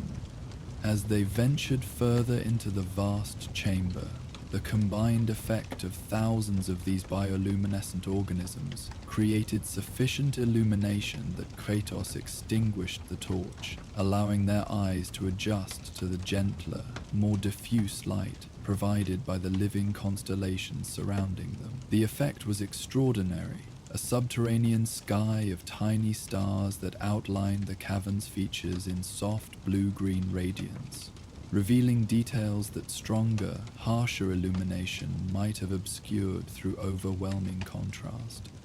The chamber extended farther than initial impression had suggested, its ceiling rising to cathedral-like height at the center, before descending again toward the far side. Natural columns formed where stalactites and stalagmites had joined over countless centuries, created a forest of stone pillars throughout the space, each one adorned with spiraling colonies of glowworms that transformed utilitarian structural supports into objects of ethereal beauty. Most unexpected was the chamber floor, which departed dramatically from the bare stone of the entrance passage. Here, a delicate ecosystem had developed around shallow pools of crystal-clear water. Soft moss covered much of the ground between these miniature lakes, its emerald hue enhanced by the blue-green light from above. Small flowering plants, unlike any common to Midgard's surface, grew in clusters near the water's edge, their blossoms phosphorescent under the glowworm's gentle illumination. Even more surprising, slender trees with translucent leaves reached toward the distant ceiling, their growth seemingly adapted to subterranean conditions, through some combination of natural evolution and magical influence. "It's like an underground garden," Etrus observed with appropriate wonder, kneeling to examine one of the luminous flowers more closely. The bloom emitted not only light, but subtle fragrance, the source of the spring-like scent they had detected even from the entrance. "How can all this grow without sunlight?" "The cave pearls provide more than mere illumination," Mimir explained. "They generate specific wavelengths of light that nourish certain adapted plant species, creating a complete ecosystem independent of surface conditions. Such cavern gardens are exceedingly rare, typically forming only where multiple favorable conditions coincide over extraordinarily long periods." Kratos surveyed the chamber with professional assessment that acknowledged beauty while remaining alert to potential hazards. For all its enchanting appearance, any unknown environment warranted caution, yet his experienced senses detected no immediate threats. No movement suggesting hostile creatures lurking among the stone columns, no sounds indicating larger predators using the cave as den, no trace of recent human or humanoid activity beyond the ancient modifications they had already observed. "The storm strengthens above," he noted, his acute hearing detecting the muffled yet intensifying fury of the tempest now fully engulfing the landscape over their heads. "We should establish temporary shelter here until it passes." Atreus nodded agreement, already identifying a promising location near one wall of the vast chamber. A natural alcove formed by curved stone walls offered protection on three sides, while remaining open to the larger cavern's gentle illumination. The ground within this recess was covered with particularly thick, soft moss that would provide additional preparation. As they moved toward this selected spot, Kratos noted that the glowworms responded to their passage, not retreating from proximity as might be expected from simple organisms, but adjusting their illumination to provide optimal lighting along their chosen path. The bioluminescent strands brightened slightly in areas directly surrounding the travelers, while dimming in more distant sections, creating a moving bubble of enhanced visibility that followed their progress through the chamber. "They're helping us," Atreus observed with fascination, "like they understand what we need." "An interesting property of cave pearls," Mimir confirmed.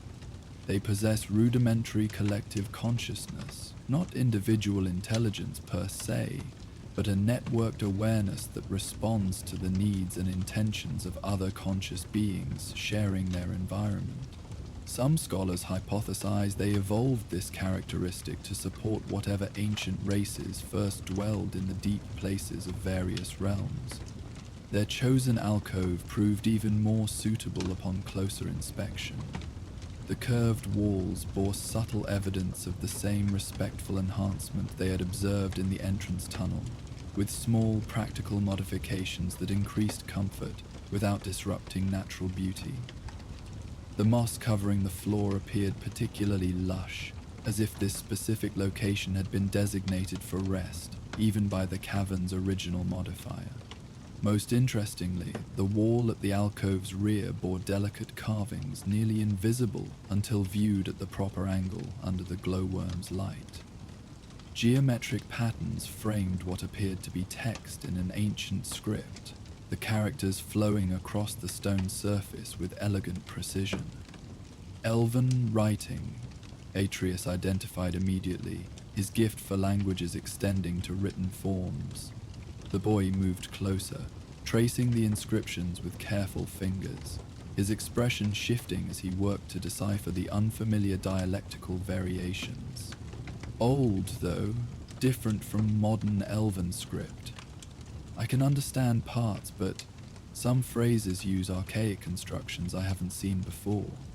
Ancient Alfar dialect, Mimir suggested after studying the inscriptions from his position, predating the schism between light and dark elves by several millennia. Extraordinarily rare to find intact examples, particularly in Midgard. What can you discern from it, lad? Atreus concentrated on the sections he could interpret, occasionally murmuring phrases aloud as he pieced together fragmentary meanings. It's like a traveler's journal, I think. Someone who found this place and stayed here for... The text says 7 cycles, though I'm not sure if that means days or years or something else. The boy continued his examination, fingers moving from one section of text to another as he assembled a more complete understanding. They call this place Lumina Beneath Stone, and say it exists between time, which might explain why it feels so different from the winter outside. Indeed, Mimir agreed.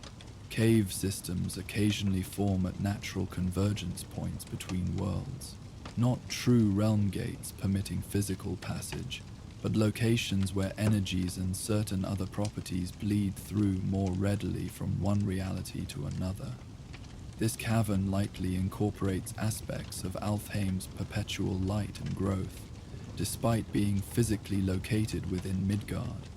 As Atreus continued his translation efforts, Kratos established their temporary camp with practiced efficiency, arranging their limited traveling gear to maximize comfort, while maintaining readiness should swift departure become necessary. Though the cavern appeared genuinely safe, years of experience had taught him that apparent security often precluded unexpected developments.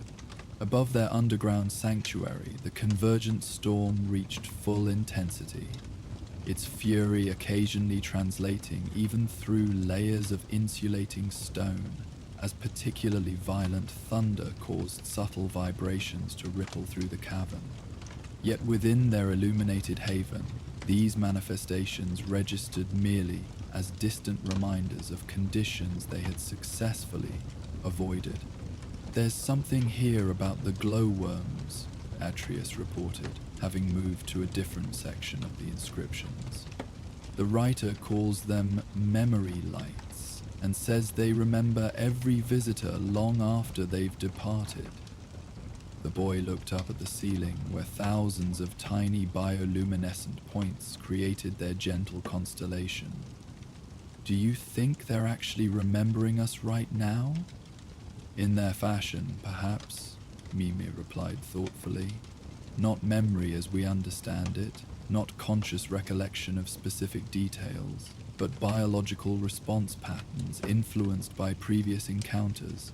They've likely developed optimal illumination strategies through exposure to countless visitors over millennia, refining their reactions to provide maximum benefit with minimal energy expenditure. The inscription says they dream about those they've met," Atreus continued, clearly finding this notion more compelling than Mimir's scientific explanation. "That they create patterns of light that echo the patterns of life they've witnessed." Having completed essential camp preparations, Kratos joined his son at the inscribed wall, studying the ancient text with his own considerable experience of various written languages. Though less naturally gifted in linguistics than Atreus, his long life had exposed him to numerous communication systems across multiple cultures and realms.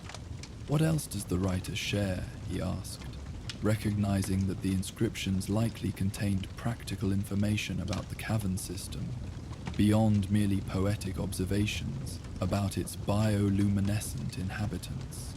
Encouraged by his father's interest, Atreus continued translating adjacent sections, occasionally requesting Mimir's assistance with particularly obscure phrases or dialectical variations. They described the cavern as having 3 main chambers connected by singing passages, which might mean tunnels with good acoustic properties. The first chamber, I think that's this one we're in, they call the Garden of Gentle Light. The second is the Hall of Whispering Waters, and the third, the boy hesitated, struggling with a particularly complex phrase. Something like the chamber where dreams touch stone, though the exact meaning isn't clear. Intriguing nomenclature, Mimir observed. Consistent with elven naming conventions during the pre-schism era, when descriptive poetry was integrated directly into practical communication rather than separated as distinct linguistic function. The names likely convey both literal physical characteristics and metaphysical properties simultaneously. This assessment aligned with what they could directly observe of their current location. The Garden of Gentle Light, aptly describing both the bioluminescent illumination and the unusual plant growth throughout the chamber. If the naming pattern held consistent, the other chambers would likely prove equally descriptive of whatever distinctive features they contained. The writer stayed here during what they call the Great White Silence, Adriel continued, moving to another section of text. Maybe a winter storm like the one happening now? They say they found this place by following a thread of dreamlight through blinding snow when they thought they would surely perish in the cold. Survival often hinges on such fortuitous discoveries, Kratos noted, his own long experience including numerous occasions when unexpected sanctuary had meant the difference between life and death. Did they travel beyond this first chamber? Atreus scanned further along the inscriptions, searching for information responsive to his father's practical question. Yes, they explored the entire system during their stay. They mentioned water in the second chamber that sings with voices from elsewhere, and crystals in the third that captured dreams and returned them transformed. The boy looked up with characteristic curiosity. Do you think we could explore further too? The storm won't pass quickly, and these other chambers sound interesting. Kratos considered this request with his usual balanced assessment of potential value against possible risk. Their immediate need for shelter had been satisfied by this first chamber, which provided ample space and comfort for temporary refuge. Yet the unusual nature of this cavern system, its apparent connection to Alfheim despite physical location in Midgard, its ancient elven modifications, its remarkable ecosystem independent of surface conditions, suggested potential discoveries of both practical and educational value in further exploration. We will investigate the adjoining chambers, he decided after brief consideration, but maintain caution. Even benevolent spaces may contain unexpected hazards.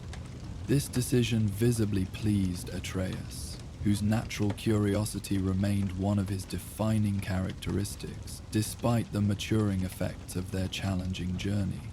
The boy immediately returned to studying the inscriptions, seeking information that might guide their expansion. The writer describes a passage behind a curtain of light threads that leads to the second chamber, he reported after examining a previously unnoticed section of text. It says, "Where stone weeps between worlds, follow the tears to find voices of elsewhere." Mimir chuckled softly at this typically elven combination of practical direction and poetic description, likely referring to water seepage forming a distinct path through whatever connecting tunnel links the chambers. The curtain of light threads probably indicates a particularly dense concentration of cave pearls marking the passage entrance. With this guidance, they began scanning the chamber's perimeter for any feature matching the described characteristics. The vast space contained numerous recesses and potential exits beyond their original entrance tunnel, many partially obscured by natural stone formations or the cavern's luxuriant plant growth. Eventually, Atreus spotted a promising location along the far wall, an area where bioluminescent strands hung particularly densely, creating exactly the curtain of light threads mentioned in the ancient text. As they approached this potential passage, the glowworms responded by intensifying their illumination, seemingly confirming they had identified the correct route. Kratos parted the hanging strands carefully, revealing a tunnel entrance beyond. Unlike their initial descent path, this passage maintained level elevation, suggesting parallel rather than descending progression through the underground system. Most notably, a small stream emerged from this opening, its crystal-clear water flowing in a carefully channeled course across the main chamber floor to feed the various pools supporting the cavern garden's unusual ecosystem. The writer mentioned following water to find the second chamber, Atreus recalled, clearly eager to begin this extended exploration. This must be the right way. Before proceeding, Kratos ensured their temporary camp remained secure, positioning their essential gear where it would stay protected during their absence. Though the chamber appeared genuinely unoccupied, basic caution remained ingrained in his nature after centuries of survival under frequently hostile conditions. Preparations complete, they entered the new passage with appropriate alertness, Kratos leading the way while Atreus followed closely behind. The tunnel proved remarkably uniform in dimension, large enough for comfortable passage without excess space that might harbor hidden threats.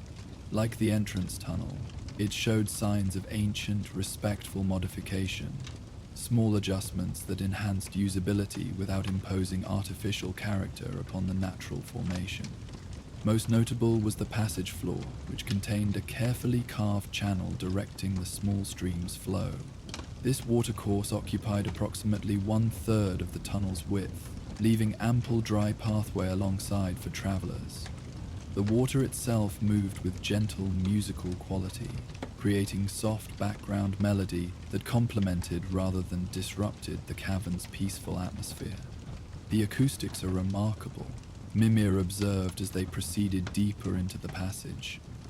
Note how sound neither dissipates too quickly nor echoes excessively, another sign of deliberate modification.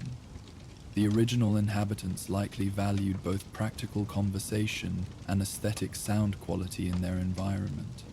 Indeed, the tunnel's acoustic properties seemed perfectly calibrated, allowing normal conversation without requiring raised voices, yet preventing sounds from carrying unpleasantly or becoming distorted through multiple reflections. Even their footsteps registered with pleasant depth rather than sharp intrusion upon the gentle background music of flowing water. As they continued, the passage's illumination maintained consistent quality despite changes in glowworm distribution. Where the bioluminescent organisms clustered less densely, individual strands produced stronger light, creating uniform visibility throughout the tunnel, rather than alternating between brighter and dimmer sections. This coordinated response further confirmed Mimir's assessment of networked awareness among the cave pearls, their collective behavior adjusting to maintain optimal conditions for the tunnel's temporary visitors. After several minutes of level progress, they detected subtle change in the passage ahead, a gradual brightening suggesting they approached the second chamber described in the ancient inscriptions. The sound quality shifted as well, the water's gentle music gaining additional harmonic complexity, as if anticipating expansion into larger space. The tunnel ended not in abrupt transition but gradient merger with the chamber beyond, its walls gradually opening outward, its ceiling rising in smooth progression, its channeled stream widening as it prepared to join larger bodies of water ahead.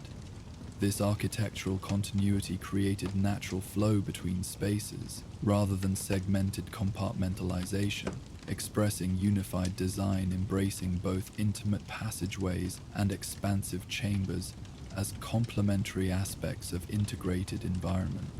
As they emerged from the connecting passage, the second chamber revealed itself with quiet majesty.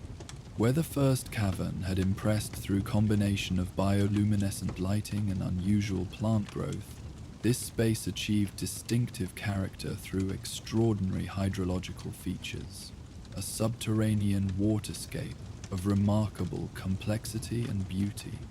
The chamber centered around a series of interconnected pools at varying elevations, forming a naturally terraced arrangement where water flowed in delicate waterfalls between levels. Each pool possessed unique characteristics, some perfectly still and reflective, others rippling with gentle current, several featuring small central fountains where water emerged from underground springs to create raised, dome-like formations on the surface.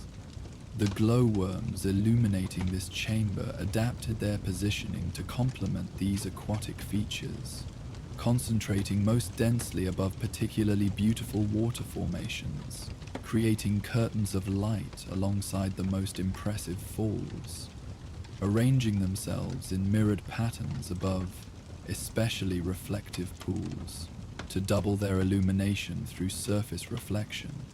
The Hall of Whispering Waters, Atreus identified, recalling the elven inscription's designation for this second chamber. The name proved remarkably appropriate. Throughout the space, water created complex acoustic tapestry as it moved between pools, splashed in miniature falls, bubbled from underground springs, and occasionally disappeared into small whirlpools, connecting to deeper subterranean systems. Most remarkable was the quality of sound these various water features produced.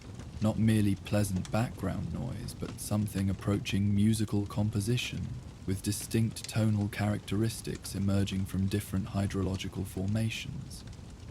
Certain pools produced deep, resonant tones when disturbed by falling drops. Particular waterfalls created sustained notes that shifted subtly as air currents modified their flow patterns.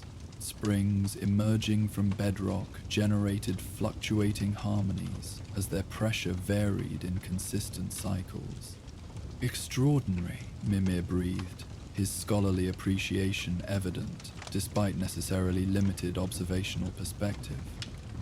A naturally occurring hydroacoustic system, likely enhanced through subtle modification to maximize specific frequency production. The original inhabitants clearly valued this chamber for its unique auditory properties. As they moved further into the space, additional qualities became apparent, beyond the initial visual and acoustic impressions. The air carried distinctive minerality, not unpleasant, but noticeably different from the first chamber's garden-like fragrances. This atmospheric quality suggested high mineral content in the various water sources, likely contributing to both their visual clarity and acoustic properties. The chamber floor featured natural stone pathways between water features. These walking surfaces smoothed through centuries of use and occasional deliberate enhancement. Like the connecting tunnel, these paths showed evidence of respectful modification. Minimal adjustment creating maximum improvement in usability without disrupting the cavern's essential character. Atreus approached one of the larger pools with characteristic curiosity, kneeling at its edge to examine the water more closely. The perfectly clear liquid revealed intricate mineral formations beneath its surface, crystalline structures that had developed over countless centuries as mineral-rich water deposited microscopic layers with each passing season. These underwater features resembled delicate sculptures, spiraling towers, branching coral-like formations, geometric lattices that caught and refracted the glowworm's light into rainbow patterns across the pool's bottom. "Listen," the boy said suddenly, his expression shifting to intense concentration. The water, it almost sounds like voices. Kratos joined his son at the pool's edge, his own highly trained senses focusing on the subtle acoustic qualities Atreus had detected. Indeed, beneath the more obvious sounds of flowing and falling water, barely perceptible patterns emerged that suggested speech-like structures. Rhythmic fluctuations, tonal progressions, and occasional pauses that mimicked conversational cadence, despite lacking specific linguistic content. The inscription mentioned voices from elsewhere, Atreus recalled, leaning closer to the water's surface, as if trying to better distinguish individual sounds within the complex acoustic tapestry. Do you think it's actually voices somehow? Maybe from Alfheim or another realm? Not literal speech, Mimir clarified after listening carefully to the phenomenon, but understandable why ancient elves might have interpreted it as such. Water flowing through certain mineral formations can create harmonic patterns remarkably similar to speech prosody. The rise and fall of conversational tone without the consonant and vowel structures that form actual language. Places where realms naturally overlap often generate such quasi-linguistic acoustic effects, as energies from different worlds interact with physical materials in unusual ways. This scientific explanation, while demystifying the specific mechanism, hardly diminished the feature's wonder. Whether produced through interreal energy interaction or purely physical processes, the water's speech-like qualities created profoundly peaceful ambience. The comfort of distant, friendly conversation without demanding attention to specific content. As they continued exploring the chamber, these subtle acoustic effects became increasingly apparent, each pool contributing distinct voices to the overall composition, creating impression of complex but harmonious dialogue among multiple participants. The experience proved deeply soothing, the gentle background conversation creating sense of companionable presence without intrusion. The ancient writer mentioned spending significant time here, Atrian noted, recalling details from the inscriptions in the first chamber. They said sometimes they heard wisdom beyond current understanding in the water sounds. Maybe they meant insights or ideas that came to them while listening to these patterns. A reasonable interpretation, Mimir agreed. The mind naturally seeks meaning in complex sensory input, particularly patterns resembling communication. Extended exposure to such acoustic phenomena often facilitates meditative states conducive to insight and creative thought. Many cultures across various realms have incorporated similar acoustic environments into contemplative practices. They spent considerable time exploring the Hall of Whispering Waters, discovering additional features beyond initial impressions. Small alcoves along the chamber walls provided intimate seating areas perfectly positioned to appreciate specific acoustic qualities. Certain locations offered overlapping auditory perspectives where multiple water features combined to create particularly complex harmonies. Several pools contained unusual mineral deposits that produced subtle color variations in the otherwise crystal clear water, creating brilliant blue, green, or amber sections that complemented the glowworm's illumination. Throughout their exploration, the storm continued unabated above ground, occasional particularly violent thunder penetrating even the substantial rock layers separating the cavern system from the surface. These external intrusions registered as distant, muffled counterpoint to the chamber's internal harmonies, powerful but remote, confirming the wisdom of their decision to seek underground shelter rather than attempt to weather the tempest directly. The third chamber remains, Kratos noted, after they had thoroughly investigated the hydrological features. The inscription described it as containing crystals with unusual properties. The chamber where dreams touch stone, Atreus recalled. his expression reflecting characteristic curiosity about what such poetically named space might contain. The writer said it had crystals that captured dreams and returned them transformed. I'm not sure what that means exactly, but it sounds interesting. Likely, another connecting passage will lead from this chamber to the next, Mimir suggested, perhaps similar to the transition we discovered between the first chamber and this one. With this guidance, they began examining the Hall of Whispering Waters perimeter, seeking features that might indicate continuation further into the cavern system. Eventually, Atreus discovered a promising location where several small streams converged before disappearing into an opening, partially concealed behind delicate mineral formations resembling frozen waterfalls. These crystalline structures had clearly developed over centuries as mineral-laden water flowed consistently across the same surfaces, each droplet leaving microscopic deposits that gradually accumulated into the translucent curtains, now partially veiling the passage beyond. "The water flows this way," the boy observed, noting how the converging streams disappeared through the concealed opening. "Maybe we're meant to follow it to the next chamber." The passage revealed behind these mineral curtains differed noticeably from those they had previously traversed. Where earlier tunnels maintained relatively consistent dimensions, this connecting route started narrowly before gradually expanding. Its initial section required careful navigation, not difficult for travelers of their capability, but demanding mindful attention to footing and overhead clearance.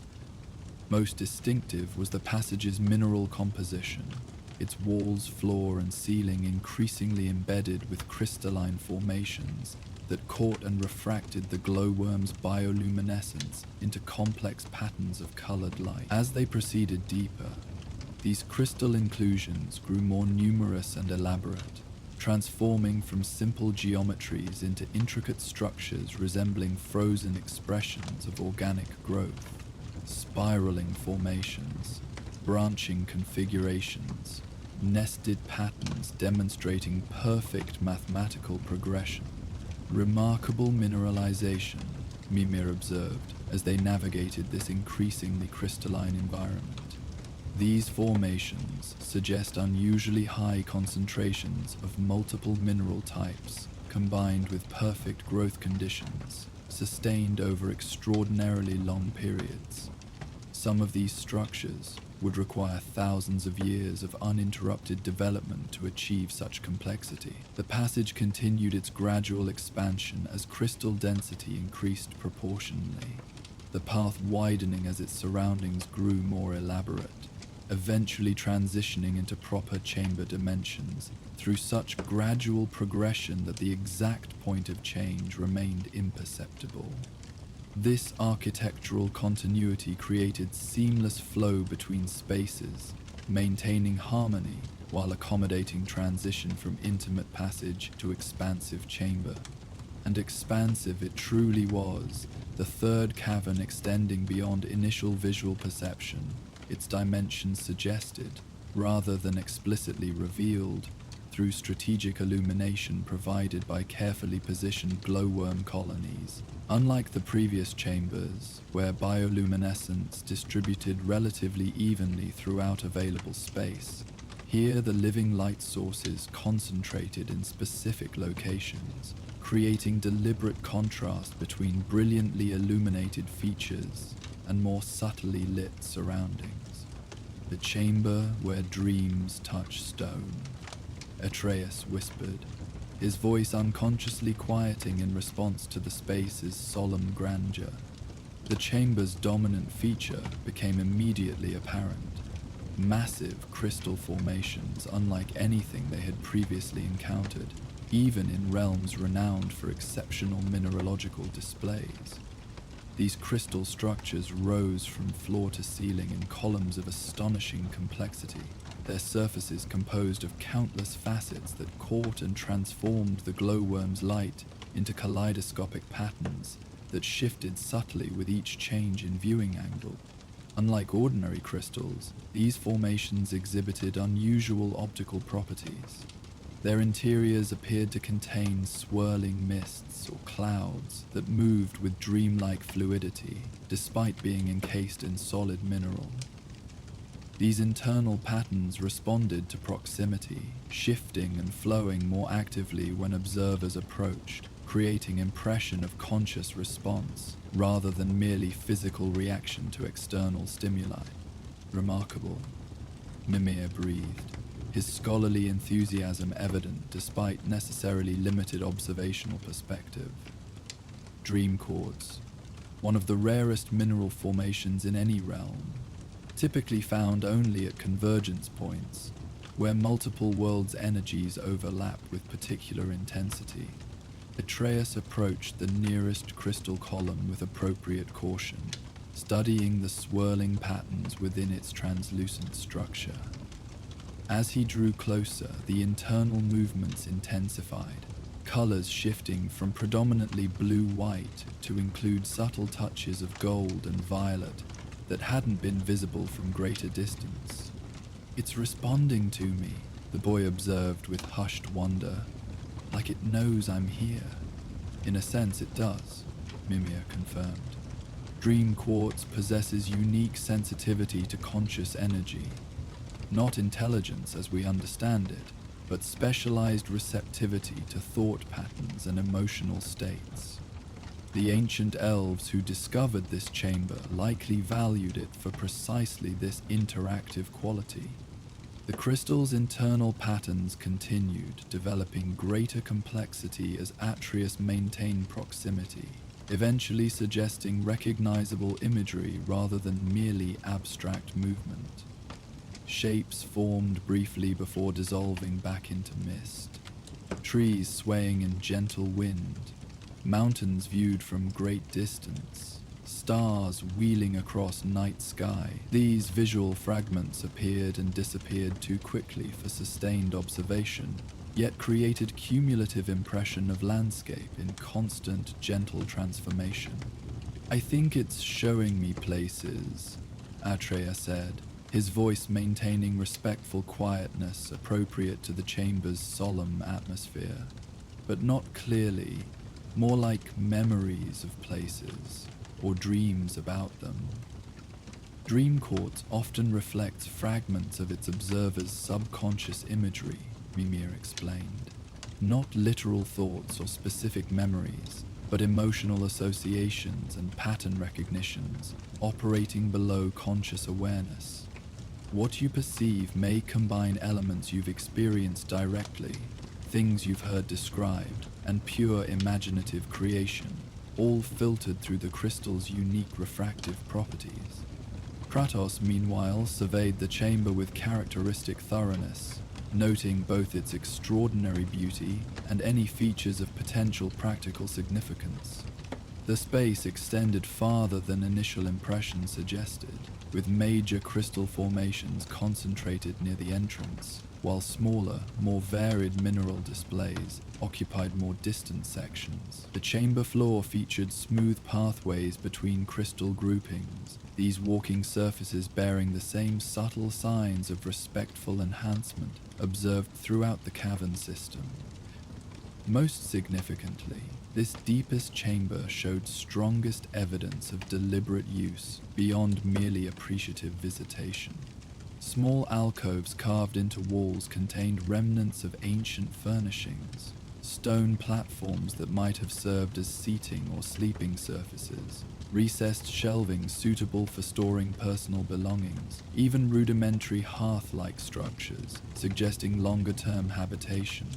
These features, while minimal, indicated the chamber had served as actual living space, rather than merely ceremonial or transitional environment. The writer of the inscriptions likely dwelled primarily in this chamber during their stay, Kratos observed, examining one particularly well-preserved alcove. It offers both practical shelter and proximity to these unusual crystals. A reasonable assessment, Mimir agreed. The dream quartz would have held particular significance for an elven visitor, especially one from the pre-schism era, when appreciation for such natural wonders remained central to their cultural practices. Extended proximity to these formations was believed to facilitate enhanced dreaming, creative insight, and occasionally prophetic vision. This alcove, unlike others they had observed throughout the cavern system, contained actual artifacts beyond merely architectural features. Small objects crafted from local materials that had survived the centuries through some combination of favorable preservation conditions and inherent durability. A delicate cup carved from single crystal, several writing implements fashioned from specialized minerals, a small sculpture depicting intertwined trees with shared root system. Though ancient, these items showed remarkable preservation, with original details intact despite their considerable age. Their belongings, Atreus identified with appropriate respect for such personal artifacts, things they used while living here during the Great White Silence. As Kratos continued his methodical survey of the chamber, Atreus remained fascinated by the interactive crystal formations, moving between different columns to compare their varied responses. Each massive structure contained similar misty internal movements, yet demonstrated distinct characteristics in how these patterns developed and what imagery they occasionally suggested. Some favored abstract geometrical progressions, others tended toward natural landscapes, several produced fragmentary architectural impressions suggesting ancient cities or ceremonial structures. They show different things, the boy reported after examining several formations, but they all seem to change based on who's observing them and how close you stand. It's like they're responding differently to each person. Indeed, Mimir confirmed. Dream quartz typically forms individual personality through accumulation of impressions from previous observers. Over centuries of interaction with various conscious beings, each formation develops characteristic response patterns while maintaining fundamental receptivity to new influences. Throughout their exploration of this third chamber, the glowworms maintained their strategic illumination, concentrating around major crystal formations to maximize their visual impact, while providing more subtle lighting for pathways and peripheral areas. This deliberate distribution created perfect balance between practical visibility and aesthetic appreciation, allowing safe navigation without diminishing the dreamlike quality that gave the chamber its distinctive character. Outside, the storm continued its relentless progress across Midgard's winter landscape, occasional particularly violent thunder penetrating even to this deepest section of the cavern system. Yet within their crystalline sanctuary, these reminders of external turbulence registered merely as distant counterpoint to the chamber's serene ambience, acknowledgement of greater context without disruption of immediate experience. After thorough exploration of the chamber where dreams touch stone, they returned to their established camp in the first cavern, retracing their path through the Hall of Whispering Waters and connecting passages. Though the entire underground system maintained consistent comfort regardless of specific location, the Garden of Gentle Light offered most practical accommodation for temporary residents. Its relatively level floor, abundant soft moss, and garden-like atmosphere creating ideal conditions for rest during the storm's duration. As they settled into their makeshift camp, the contrast between their subterranean sanctuary and the tempest raging overhead became increasingly pronounced. Distant thunder provided occasional reminder of conditions they had successfully avoided, while the glowworm's gentle illumination and surrounding plant life created peaceful haven, seemingly divorced from Midgard's harsh winter reality. It's strange, Atreus observed as they prepared simple meal from traveling provisions. Just hours ago we were in Fimbulwinter's deepest cold, and now we're in this place that feels like spring, almost like we've traveled to another realm, without using a realm gate. A perceptive observation, Mimir acknowledged. This cavern system exists partially between worlds, not sufficiently connected to Alfheim for actual physical crossing, but receiving enough of that realm's fundamental essence to manifest certain characteristics regardless of conditions in the primary world containing it.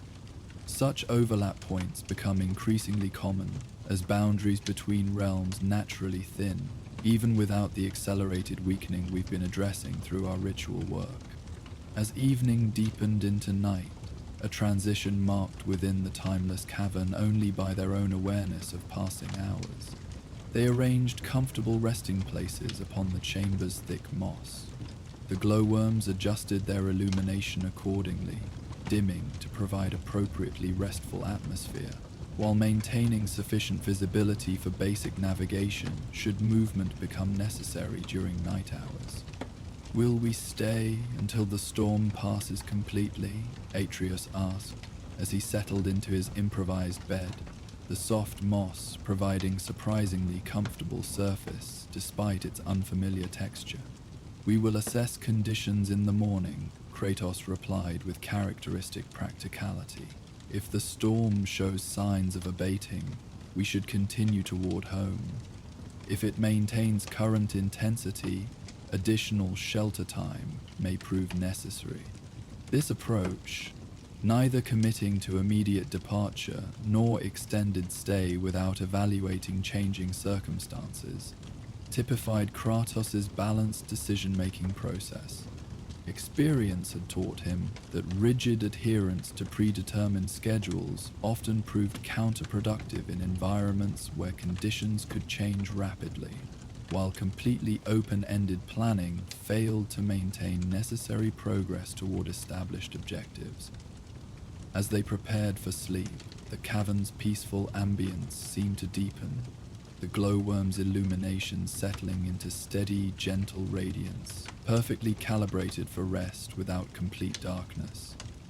The distant sound of water maintaining soothing background rhythm without disrupting potential sleep. Even the garden's subtle fragrances seeming to adjust toward more calming aromatic profiles. "Do you think the ancient elven traveler who stayed here found peace?" Attalus asked suddenly, his thoughts evidently returning to the inscriptions they had translated earlier. "They came during another great storm and ended up staying for 7 cycles. I wonder if they were running from something, or just exploring." The inscriptions suggested purpose rather than mere circumstance, Kratos observed, recalling specific phrases from the ancient text that implied deliberate journey rather than accidental discovery. Though perhaps not the purpose they originally envisioned, discovery often redirects intention. "Indeed," Mimir agreed. "The pre-schism elves frequently undertook what they called wandering wisdom, journeys without specific destination, guided by intuitive response to encountered circumstances. They believed such travels revealed patterns and connections invisible to more structured exploration, occasionally leading to profound discoveries precisely because they weren't specifically sought. This philosophical approach to journey following emergent path rather than predetermined route contrasted with Kratos' more directed methodologies, yet he recognized its potential validity in certain contexts. His own experiences had occasionally demonstrated how rigidly maintained purpose could become obstacle rather than advantage, particularly when unexpected opportunities presented themselves through seemingly random circumstance. As full night settled over their underground sanctuary, conversation gradually subsided into contemplative silence. The glowworm's gentle illumination created perfect conditions for transition towards sleep.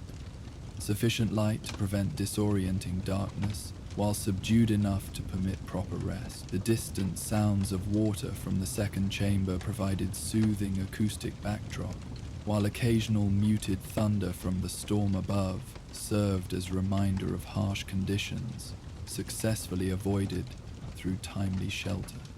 Atreus drifted towards sleep with characteristic youthful adaptability, his breathing gradually settling into deeper rhythm as consciousness released into necessary rest.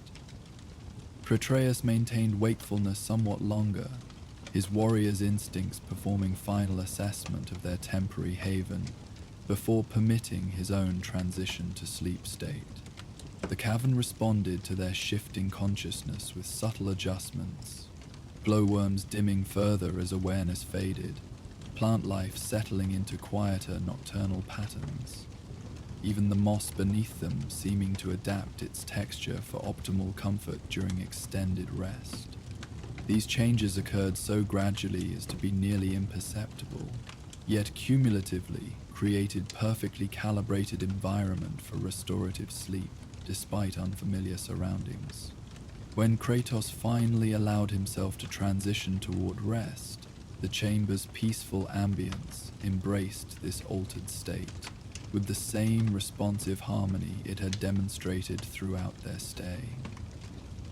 The glowworms maintained minimal illumination, just enough to permit orientation should sudden waking become necessary, without disrupting sleep's deeper phases. The background sounds of distant water adjusted to ideal volume for unconscious processing, present enough to mask potential disturbances, quiet enough to avoid becoming disturbance themselves. Dreams came with unusual clarity in this environment, not the fractured, chaotic imagery that often characterized sleep within Fimbulwinter's harsh conditions, but more coherent narratives that retained logical progression despite their imaginative content. Though neither father nor son would fully remember these dreams upon waking, both experienced unusually restorative sleep quality, their minds processing recent experiences and integrating new knowledge within unconsciousness's protective embrace. Outside, the convergent storm continued its relentless progress across Midgard's winter landscape, its unnatural fury gradually diminishing as the night progressed, but maintaining significant intensity well past ordinary weather patterns' expected duration. Snow accumulated in massive drifts, wind sculpted ice formations across exposed surfaces. Occasional lightning transformed the landscape with brief, brilliant illumination before returning it to darkness. Nature itself seemed to reflect the boundary disruptions they had been working to address. Multiple realms' weather patterns overlapping in single location, creating conditions beyond normal seasonal expectations. Within their underground sanctuary, however, these external extremes registered only as distant context rather than immediate reality. The cavern system maintained its perfect microclimate, regardless of surface conditions. Temperature ideal for comfortable rest, humidity precisely calibrated to support both resident plant life and visiting travelers. Air quality exceptional, despite depth below ground. The convergence point between realms that had created this extraordinary environment continued functioning, regardless of temporary disruptions in Midgard's weather patterns, providing haven that existed somewhat outside ordinary physical constraints. Morning arrived without direct solar indication, the timeless cavern maintaining consistent illumination regardless of surface daylight cycles. Yet both Kratos and Atreus awoke approximately when they would have under normal circumstances, their internal rhythms maintaining accuracy despite absence of external cues. The glowworms responded to their returning consciousness by gradually increasing illumination, providing gentle transition into wakefulness, rather than abrupt shift from sleep to activity. The storm has weakened, Kratos observed immediately upon waking, his acute senses detecting subtle changes in the distant sounds penetrating from the surface. Where previously thunder had dominated these transmissions, now wind featured more prominently, still strong but lacking the convergent storm's unnatural intensity, suggesting transition toward more ordinary weather patterns. "Do we leave today?" Atreus asked, his tone suggesting mixed feelings about departing their underground sanctuary.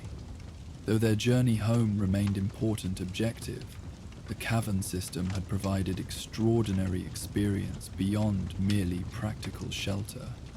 Exposure to natural wonders rarely encountered even during their extensive travels across realms. That is assessing surface conditions, Kratos confirmed. If the storm has sufficiently abated to permit safe travel, we should continue toward home. Freya will expect our report on the eastern boundary reinforcement. This decision acknowledged both practical necessity and appropriate appreciation for the cavern's significance. They would neither rush departure without confirming suitable travel conditions nor extend their stay beyond genuine necessity, balancing experience's value against continuing journey's importance. After simple breakfast from traveling provisions, they prepared for potential departure by gathering their limited gear and ensuring the campsite returned to condition found upon arrival. A practice Atreus had learned through both direct instruction and observed example. Though natural environments rarely required extensive restoration compared to constructed settings, proper respect demanded leaving even temporary shelters as undisturbed as possible. Before potentially final departure, Atreus returned briefly to the inscribed wall containing the ancient elven traveler's record.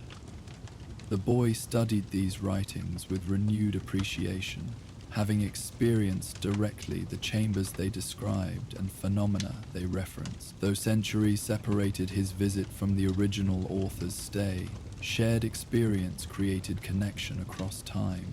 Appreciation for same natural wonders, shelter within same protective spaces, perhaps even similar reflections, despite vastly different cultural contexts.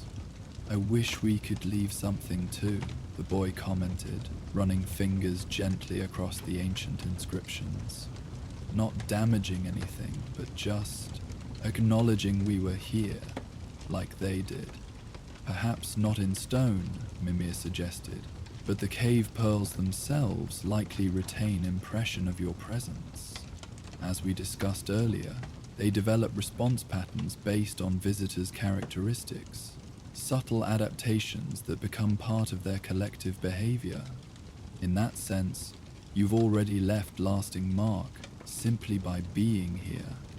This perspective, influenced through interaction rather than deliberate modification, aligned well with the cavern system's overall character. Throughout their exploration, they had observed environment that welcomed visitors without requiring their impact, that provided experience without demanding alteration, that offered sanctuary while maintaining essential integrity regardless of temporary inhabitants. With preparations complete, they made their way back through the entrance tunnel towards surface access point. As they ascended the gently sloping passage, gradual changes in air quality and acoustic properties signaled approaching transition to external environment. The fresh, spring-like atmosphere of the cavern system gradually yielded to colder, winter-tinged air flowing from outside. The perfect acoustic balance of underground spaces began incorporating more chaotic sound patterns, characteristic of open landscapes. Even the quality of what little external light penetrated the tunnel entrance shifted toward the harsher illumination of winter daylight, rather than the glowworm's gentle bioluminescence. Reaching the concealed entrance, Kratos carefully moved aside vegetation and debris that had provided additional camouflage during the storm's intensity. Beyond this threshold, Midgard's transformed landscape became immediately apparent. Massive snow accumulation, creating completely altered topography. Ice formations encasing exposed surfaces in crystalline shells, broken branches and occasional uprooted trees demonstrating the convergent storm's extraordinary power. Despite this dramatic transformation, conditions had indeed improved significantly from previous days' extremes. The unnatural storm front had moved eastward, leaving behind more typical winter weather. Cold, but not supernaturally frigid. windy but lacking convergence-driven intensity, cloudy but without the threatening electrical activity that had characterized the tempest's full fury. "We can proceed," Kratos determined, after thorough assessment of visible conditions and more distant weather patterns. "The worst has passed, though travel will remain challenging through fresh accumulation." Atreus nodded agreement while casting one final glance back into the cavern entrance. Appreciation for extraordinary sanctuary that had provided not merely practical shelter, but genuine wonder during their unplanned stay. The glowworms nearest the entrance had adjusted their illumination to create gentle transition between underground and surface lighting, their bioluminescence gradually yielding to natural daylight as perfect metaphor for returning journey. "Maybe we'll find it again someday," the boy said hopefully. "Not during another storm, but just to visit. I'd like to spend more time with the dream crystals especially." "Perhaps," Kratos acknowledged, neither promising future return nor dismissing its possibility. His characteristic balance maintained both appreciation for the cavern's genuine value and recognition of their journey's continuing demands, allowing each appropriate weight without artificial prioritization. As they departed the concealed entrance, preparing to navigate Midgard's freshly transformed winter landscape, something unexpected occurred. A small cluster of glowworms detached from the larger colony and drifted outward on invisible air currents, their bioluminescence creating brief, glowing trail in daylight, far less conducive to their visibility than underground darkness. These living light points swirled momentarily around Atreus before gradual dissolution, their biological luminescence fading gently as distance from native environment increased beyond sustainable range. "A farewell," Mimir interpreted with evident wonder. "Extraordinary. Cave pearls rarely venture beyond their established colonies, even momentarily. Some aspect of your interaction must have created sufficient impression to provoke such unprecedented behavior."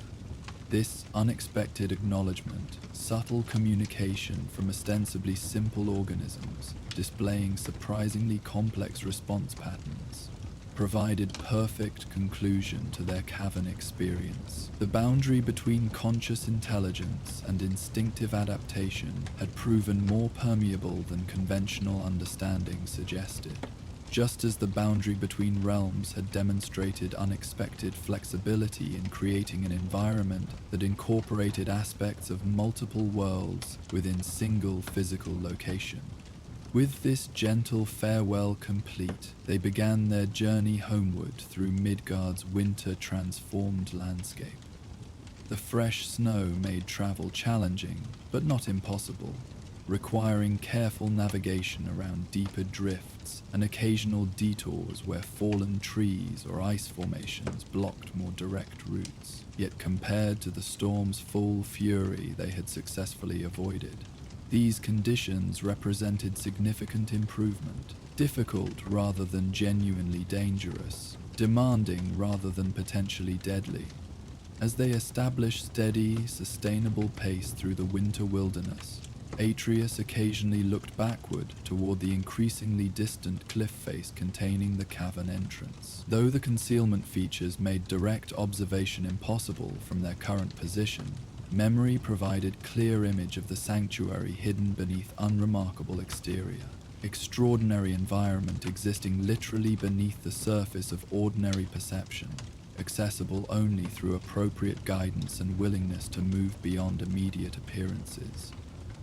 "The crystals in the third chamber," the boy said after they had traveled some distance in comfortable silence. "You never told me what you saw in them, Father. Did they show you things like they showed me?" Kratos considered this question with characteristic thoroughness before responding. The dream quartz had indeed responded to his proximity during their exploration. The internal mists forming patterns distinctly different from those generated through Atreus's interaction. Where the boy had witnessed predominantly natural imagery, landscapes, celestial phenomena, growth patterns, Kratos' experience had featured more structured progressions, architectural elements gradually yielding to natural formations, deliberate constructions giving way to organic development, imposed order dissolving into more fundamental patterns. They responded differently, he acknowledged simply, neither elaborating on specific imagery nor dismissing the experience's significance. As Mimir explained, individual perception influences their response. Though arguably minimalist, this answer satisfied Atreus's genuine curiosity while maintaining appropriate balance between sharing experience and preserving personal reflection. The dream quartz had indeed shown Atreus something meaningful, subtle metaphor for his own life journey, from rigid structure toward more organic relationship with natural order. But such insights remained most valuable when integrated through personal contemplation, rather than externalized through detailed description. Their homeward journey continued through transformed landscape, familiar territory made temporarily unfamiliar through storm-driven alteration, known paths requiring rediscovery beneath fresh accumulation, established landmarks partially obscured by winter's newly aggressive assertion. Yet, despite these challenges, they maintained steady progress, their experience navigating Midgard's harsh conditions providing adequate preparation even for this unusually intense manifestation of Fimbulwinter's continuing development.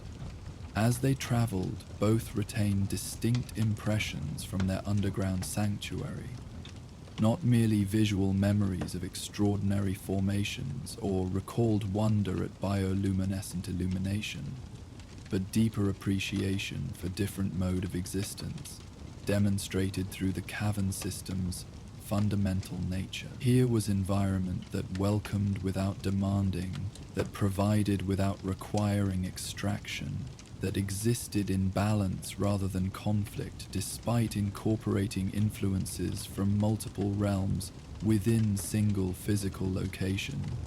Such balance offered meaningful contrast to conditions they typically encountered during their journey. Environments characterized by conflict rather than harmony. Realms defined through opposition rather than complementary relationship. Boundaries maintained through rigid separation rather than permeable interaction. Though their primary mission remained addressing weakening boundaries between worlds, the cavern's example suggested possibility that such boundaries' original purpose might have included selective permeability rather than absolute division. Connection balanced with distinction rather than total separation. The storm-transformed forest gradually yielded to more familiar terrain as they approached regions less severely impacted by the convergence tempest's unusual intensity. Snow depths decreased to more manageable levels, tree damage became less prevalent, wildlife began reappearing as creatures emerged from whatever shelter they had found during the atmospheric disturbance. Midgard was returning to its version of normal winter conditions, still harsh under Fimbulwinter's influence, but lacking the boundary disruption's more extreme manifestation. By late afternoon, recognizable landmarks confirmed they would reach their cabin before nightfall, despite detours necessitated by storm damage and generally slower travel through fresh accumulation. The familiar silhouette of distant mountains provided orientation. Certain distinctive trees served as navigational markers. Even the quality of light shifting as day progressed matched expected patterns for this region during winter season. Atreus maintained thoughtful quietness throughout much of their journey. Not the silence of disengagement, but contemplative processing of recent experience. The cavern system had affected him deeply, introducing concepts and demonstrating patterns that expanded his understanding of relationships between realms. Where previously he had perceived boundaries primarily as barriers requiring reinforcement, now he recognized their potential function as interfaces, permitting controlled interaction, rather than merely enforcing separation. The cave was special, he said finally as their cabin came into view in the distance. Warm smoke from its hearth creating welcome indication of home's proximity. Not just beautiful or interesting, but important somehow. Like it was showing us something about how things could be different. Kratos considered this assessment with appropriate seriousness. Though naturally more pragmatic than philosophical in his approach to experience, he recognized genuine insight in his son's observation. The cavern had indeed demonstrated alternative possibilities, environment incorporating multiple influences without conflict, boundaries permitting beneficial exchange without chaotic dissolution, balance maintained through complementary relationship rather than enforced separation. Perhaps, he acknowledged, neither dismissing the perspective nor overcommitting to specific interpretation. Each journey reveals different aspects of possibility. This measured response respected both the experience's genuine significance and continuing journey's broader context.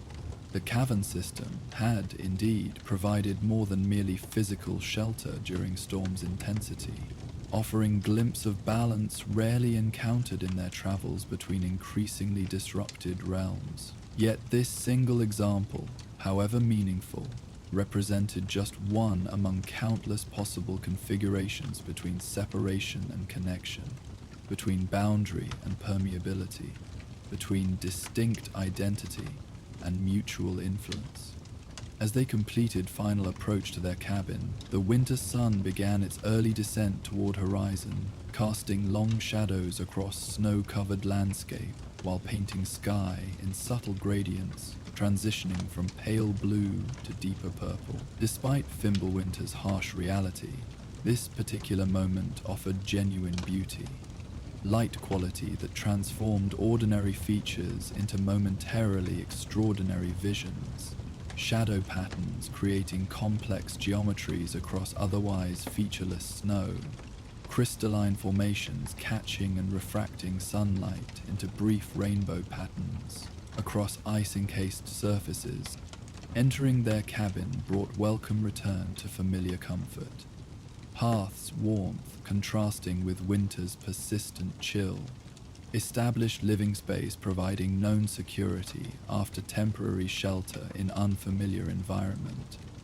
Homes, accumulated associations, creating psychological ease beyond merely physical accommodation. Yet even this return carried subtle differences following their cavern experience. Greater appreciation for complementary relationship between security and exploration, between established pattern and new discovery, between familiar comfort and unfamiliar wonder. Atreus immediately checked the crystal miniature acquired during their visit to the Festival of Crystal Spires, confirming its continued gentle illumination upon the small shelf where he had placed it before their journey to the eastern boundary. This token from previous extraordinary experience now gained additional context through their cavern adventure, both representing environments where Alfheim's influence manifested beyond its primary realm, where light took forms beyond ordinary solar illumination, where beauty served function beyond mere decoration. As evening settled around their cabin, as familiar routines re-established comfortable patterns, as external winter maintained its contrasting presence beyond secured walls, both father and son carried something beyond mere memory from their underground sanctuary. The nightfall in the glowworm caverns had provided not just physical shelter during convergent storm's intensity, but glimpse of possibility beyond typical experience environments, suggesting balance rather than conflict, boundaries serving connection rather than merely separation, light emerging from unexpected sources rather than depending solely on external illumination. Such experiences, though seemingly temporary diversions from primary journey, often provided most significant insights precisely because they emerged from unexpected circumstances rather than deliberate seeking. The ancient elven traveler, whose inscriptions they had translated, had perhaps understood this principle, finding profound discovery through apparent accident, gaining unexpected sanctuary through seeming misdirection, transforming temporary shelter into meaningful sojourn through willingness to embrace unplanned experience.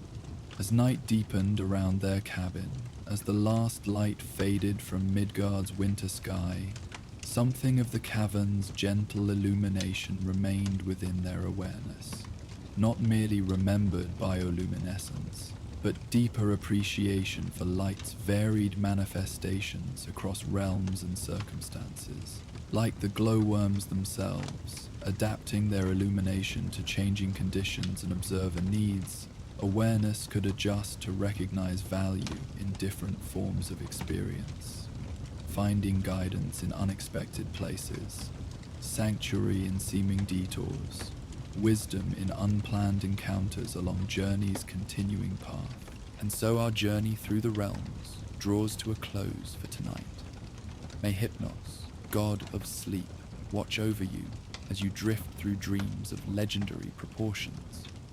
If these tales of gods and monsters helped guide you to restful sleep, consider supporting our journey by liking this video and subscribing to the channel. Your support gives me the strength to continue sharing these stories night after night. Remember, these videos play uninterrupted through the night, with no ads to disturb your slumber, just the soothing sounds of mythic realms to accompany your dreams. For those seeking passage to exclusive content, our Patreon offers early access to all videos and special playlists crafted to enhance your sleep. The link awaits in the description below. Until our next journey together, may your sleep be deep, your dreams be mighty, and your rest be undisturbed by the conflicts of gods and men. Sleep well, brave one.